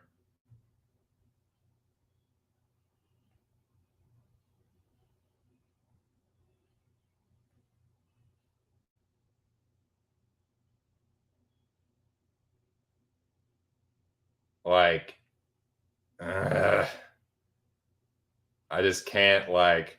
I can't get that Stoichfus loss because I remember that shit. I remember watching that and be like, "What the fuck, dude?" Like, yeah, I know he looked good in the other Contender Series fight, but fuck, Amidowski is such a bum though. He's such a. I can't believe I took him over fucking. He made Ugly Man Joe look like a really good fighter. That's just not acceptable, man. I probably will end up fading Amidowski, but I'm gonna tape it just to be sure. I mean, it's probably gonna be a Joe Pfeiffer knockout, but who the fuck knows, man? Who the fuck knows? I'm gonna tape it a little bit. But that's about all I got, boys. That's about all I got for the the UFC stuff. Yeah, you're probably right. You're probably right.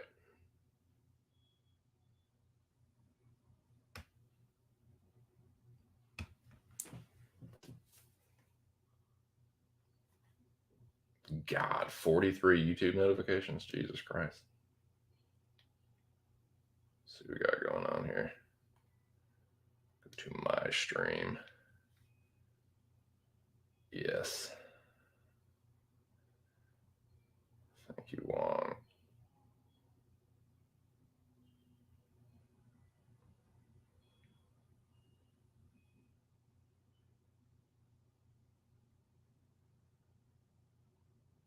Yeah, I don't care for the disruptions. I don't care for the trolling, anything of the sort, anything of the like. Thank you. Yes, thumbs up. Lobby says he got Gomes in the all Brazilian parlay. Word? Oh, word? Yeah, dude, I like this card. I like this card more than this past week's. Even with the shuffling, it's like all that big deal was made about the shuffling around and stuff, and it still was just kind of like a yeah. The card was still just kind of yeah. Sketchy decisions, like I don't know. There were some cool knockouts, but it's just weird. Weird and still kind of whack. So I'm hoping that next week's is better. I mean, there's some fights I'm looking forward to. That fluffy power bar fight is low key pretty fucking good. The co-main and main event are pretty awesome.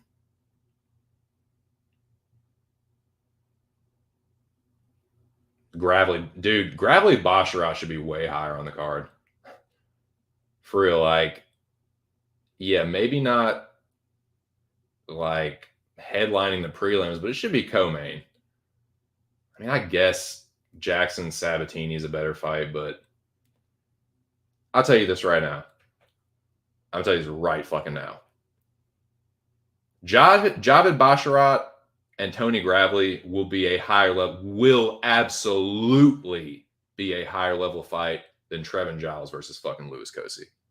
Guarantee you it will be better. It'll be more entertaining. It'll be a higher level of skill. That's what should be swapped. It should be Coco on the prelims. The prelims should be headlined by Fluffy and Powerbar. That's a good prelim headliner. The other Leech and Sabatini for the co-main, fine. But they should switch out Giles and Kosi for Basharat and Gravely, in my opinion. Okay, so you got Nascimento over Bozer, Brazil over Canada. So yeah, that is the that would be the only Brazilians. Yeah, Nascimento and yeah, Gomes, Denise Gomes. Gravely silence the hype. I think so too. You're like Basharat and Sabatini. I like Sabatini in that one. Yeah, I mean, I think I imagine Gravely will be the underdog. But dude, and Basharat's good, man. It's not that I think Basharat is shit, but and I'm kind of biased. I mean, Gravely's Virginia boy. I consider myself about half Virginian. So Yeah, I have a little bit of bias towards Gravely, but I think that's a winnable fight for him, man. I think he is the stronger wrestler, and he cracks on the feet too, man. I think he's as dangerous on the feet, if not more dangerous than Trevin Jones. I almost said Trevin Giles again. Trevin Jones. And I think he's a better wrestler for sure. So I think that's a close fight, man. It's a really good fight. I don't hate anyone for picking Basharat or betting him, but I'm gonna go with Gravely there. And I am biased. So yeah. I mean, he's good. He's definitely good. Like, I don't think Jones is some fucking shit fighter or anything, and I'd eat crow there. But yeah, I think Gravely's a little bit of a step up from that. I think he's a way better grappler than Trevin Jones, and just as dangerous on the feet. In fact, I think the threat of his wrestling. I think if Gravely goes to his wrestling early and kind of like throws Basharat around, which I don't know if he will. Like, Basharat's a good fighter with pretty good takedown defense, but I think he's going to kind of get ragdolled a little bit. And once he does, I think it's going to make him a little hesitant on the feet. And when he starts doing that, I think Gravely is going to fucking chin check him with an overhand. That is like one of the best weapons for a wrestler, and he uses it fucking well. Freeze him with the takedown shot. Boom! Overhand right. Hit him with that old Virginia haymaker. Bo Jock. So that's what I'm going for. That's what I'm picking. I'm picking Gravely. That's a good fight, though, man. That's really good matchmaking. Like I said, you could switch Giles and Kosi and put that one right there, and you're not losing no momentum. Like, that's a great fight. Basharat and Gravely is a great fight leading into Jackson Sabatini. And I think Fluffy Powerbar is a good prelim co-main or prelim headliner. Excuse me. But you know what, boys? I think we're going to start to wrap it up. I think we're going to start to wrap this one up. It's a pretty good stream. Not bad. Almost cracked 10. Had 9 people in here at one point, which is kind of just like, we're almost there. But whatever, man. It was a good stream. Definitely not the results I was looking for as far as picks, but I can't be too upset because I did no fucking tape study. 0 tape study. So, and I've had worse cards too. So yeah, 9 people. Can we get 10? Can we get 10? Should I just keep going until I get 10? One more. That's all we need.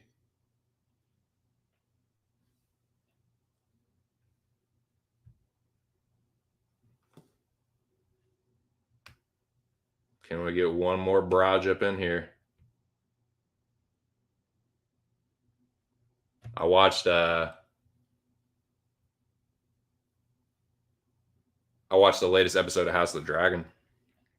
I will say that before I get out here. I watched that last night. I've been enjoying House of the Dragon. I was texting my brother. Him and his wife are both really into Game of Thrones, like more than I was even. His wife's a big reader, is my sister-in-law. She read all the books.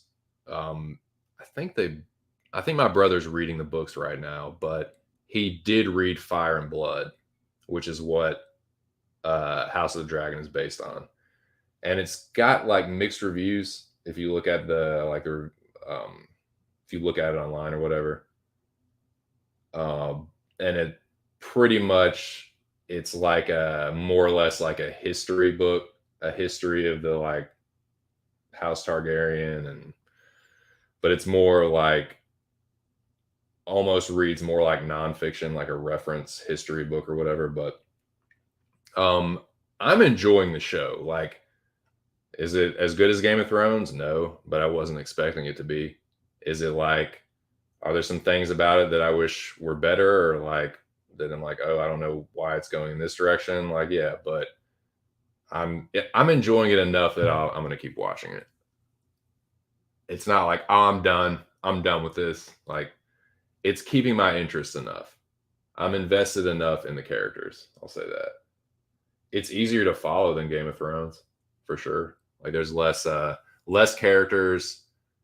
They keep the focus on really like 2 2 or 3 main characters.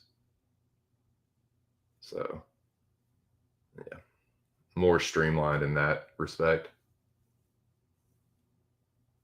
Because, I mean, there were, let's face it, you're lying if you say that you cared about all the storylines in Game of Thrones equally. You're just fucking full of shit. You know goddamn well, and they might not be the same for everybody, but there was like, you know goddamn well, there were some times when it cut to a certain family or a certain storyline, you just checked out. You just like, that was when you went up and, you know, got something to eat or whatever. Like, I don't know, man. But I guess my point is like, there's less of that here. It's kind of just like, oh, I'm invested in all these characters enough that I'm paying attention pretty much the whole time. I guess what I'm trying to say.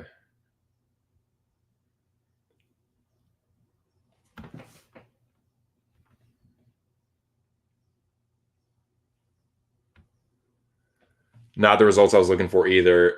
Norma Dumas. Yeah.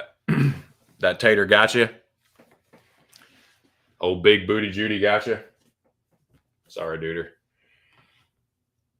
Yeah. I got that one right.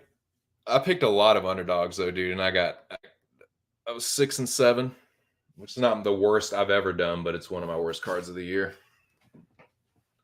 I don't normally have losing record. Like I normally get more right than I do wrong. So, but this has been a rough year for me, man, with picks. Somehow still holding at 63%, but getting closer to fucking going back down to 62, which I'm not happy with. So I'm gonna bounce back this week, god damn it. I'm gonna do some tape study. Got to tape a lot of the prelim fights, but I'm feeling better about it. Oh, dude, I watched Trancers. That was awesome. I watched Trancers yesterday, which is like this it's kind of a cult classic, like early 80s. Very unique. I'll say that. It's like it's unique, it's kind of campy. It's got a young hot Helen Hunt in it, dude. That was pretty cool. And I don't know, it's not overly complicated. It's got a, like I said, a unique plot, with some cool like film noir, like neo, kind of like not really like cyberpunk, but kind of like punk stuff to it. I liked it, dude. It was like less than an hour and a half long, too, real short. Sweet movie.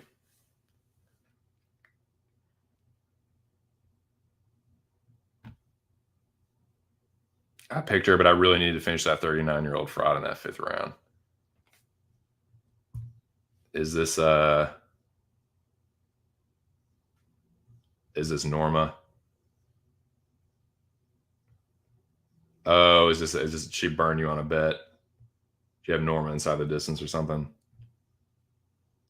Yeah, Danielle, yeah. She's like, dude, top super fraudulent on the feet, man.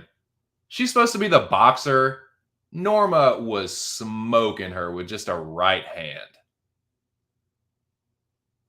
She was just like timing her with this right hand. It was like she just tried this. Like Wolf would try this bullshit shoulder roll, and Norma would just punch right through it. She would just follow her. She would follow, like she would just punch in the direction that like Danielle was rolling, and would just catch her. That's how she dropped her every time. She would try and shoulder roll the right hand, and it would just come right through and crack her on the chin. Just dropped her over and over. It's hilarious. Norma landed almost 100 strikes, dude. She looked good in that fight, man. Yeah, for sure. Fuck, dude. Trying to think, is there anything else I want to talk about on that card? I mean, nah, man. Happy for Diaz. Fuck Kamzat. Leach got screwed. Judging is shit. UFC is crooked. RIP Elias. Fuck, man. I don't know. I don't know what else to say. Transfers was dope.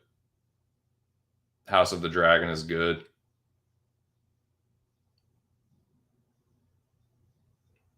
Getting to be fucking Halloween season, dude. Scary movie season. Looking forward to that. I think we're going to start True Detective season 1 here pretty soon. I think that's going to be the first little dip into the Halloween season. Just getting things warmed up. Once October hits, then it's full on scary movies like zombie movies, vampires, fucking slashers. That's October.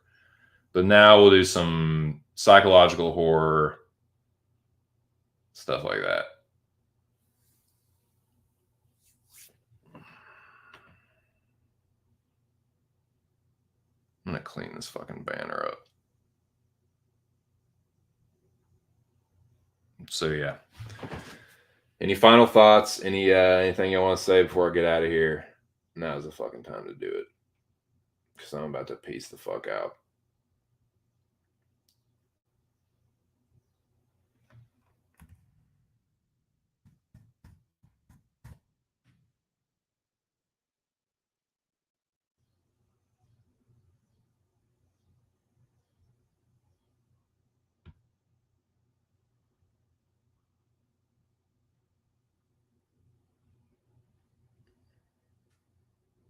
I'm just gonna do one show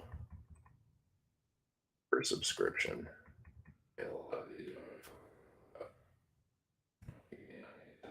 Existence of Ronin, but it is on Amazon Prime. And I will leave.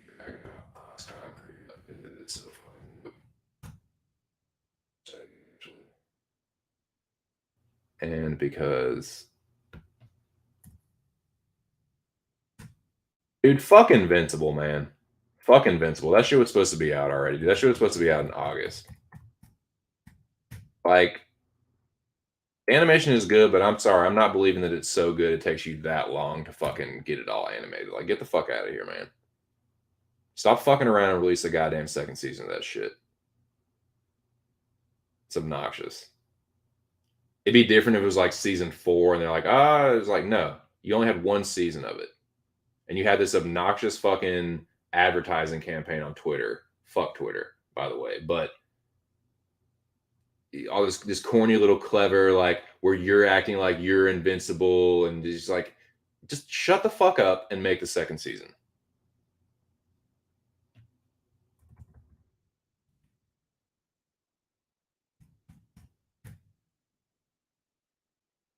Yeah, Transfers for sure. Transfers was on Peacock.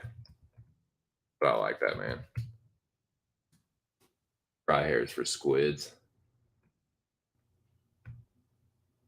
Don't piss me off.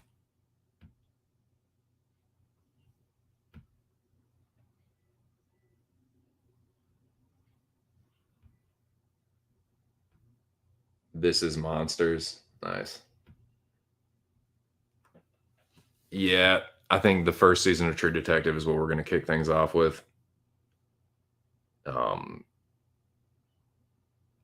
Yeah, shout out to King Igor, man. Shout out to Corey. What was I going to say? Yeah, I feel like there's another psychological horror thing we're going to watch too. It's on the list. But yeah, True Detective season 1 will be up first. But yeah, that's about all I got, boys. That's about it. I feel like I'm sputtering out here. But yeah, it wasn't a bad stream. Not a bad one. Had 9 people in here a couple of times. Flirted with 10, but no, I appreciate everyone that came through. Shout out to the usual suspects. Had a couple trolls come in here, try to disrupt things. But again, this channel will continue to remain troll free. But shout out to everyone that came through nonetheless. Excuse me. And yeah, there's something I need to go back and do. I'm gonna do it while I'm on stream right fucking now.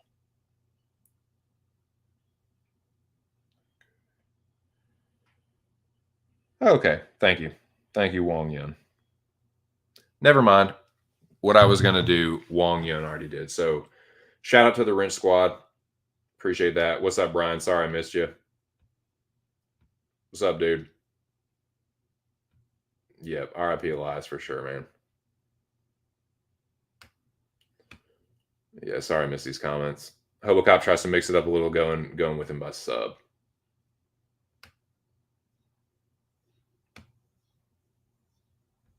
Yeah, it's pretty early in the stream. But yeah, shout out to the usual suspects, man. Ear, Noah, the General, Alex Ramirez, Wong Yun, Lobby.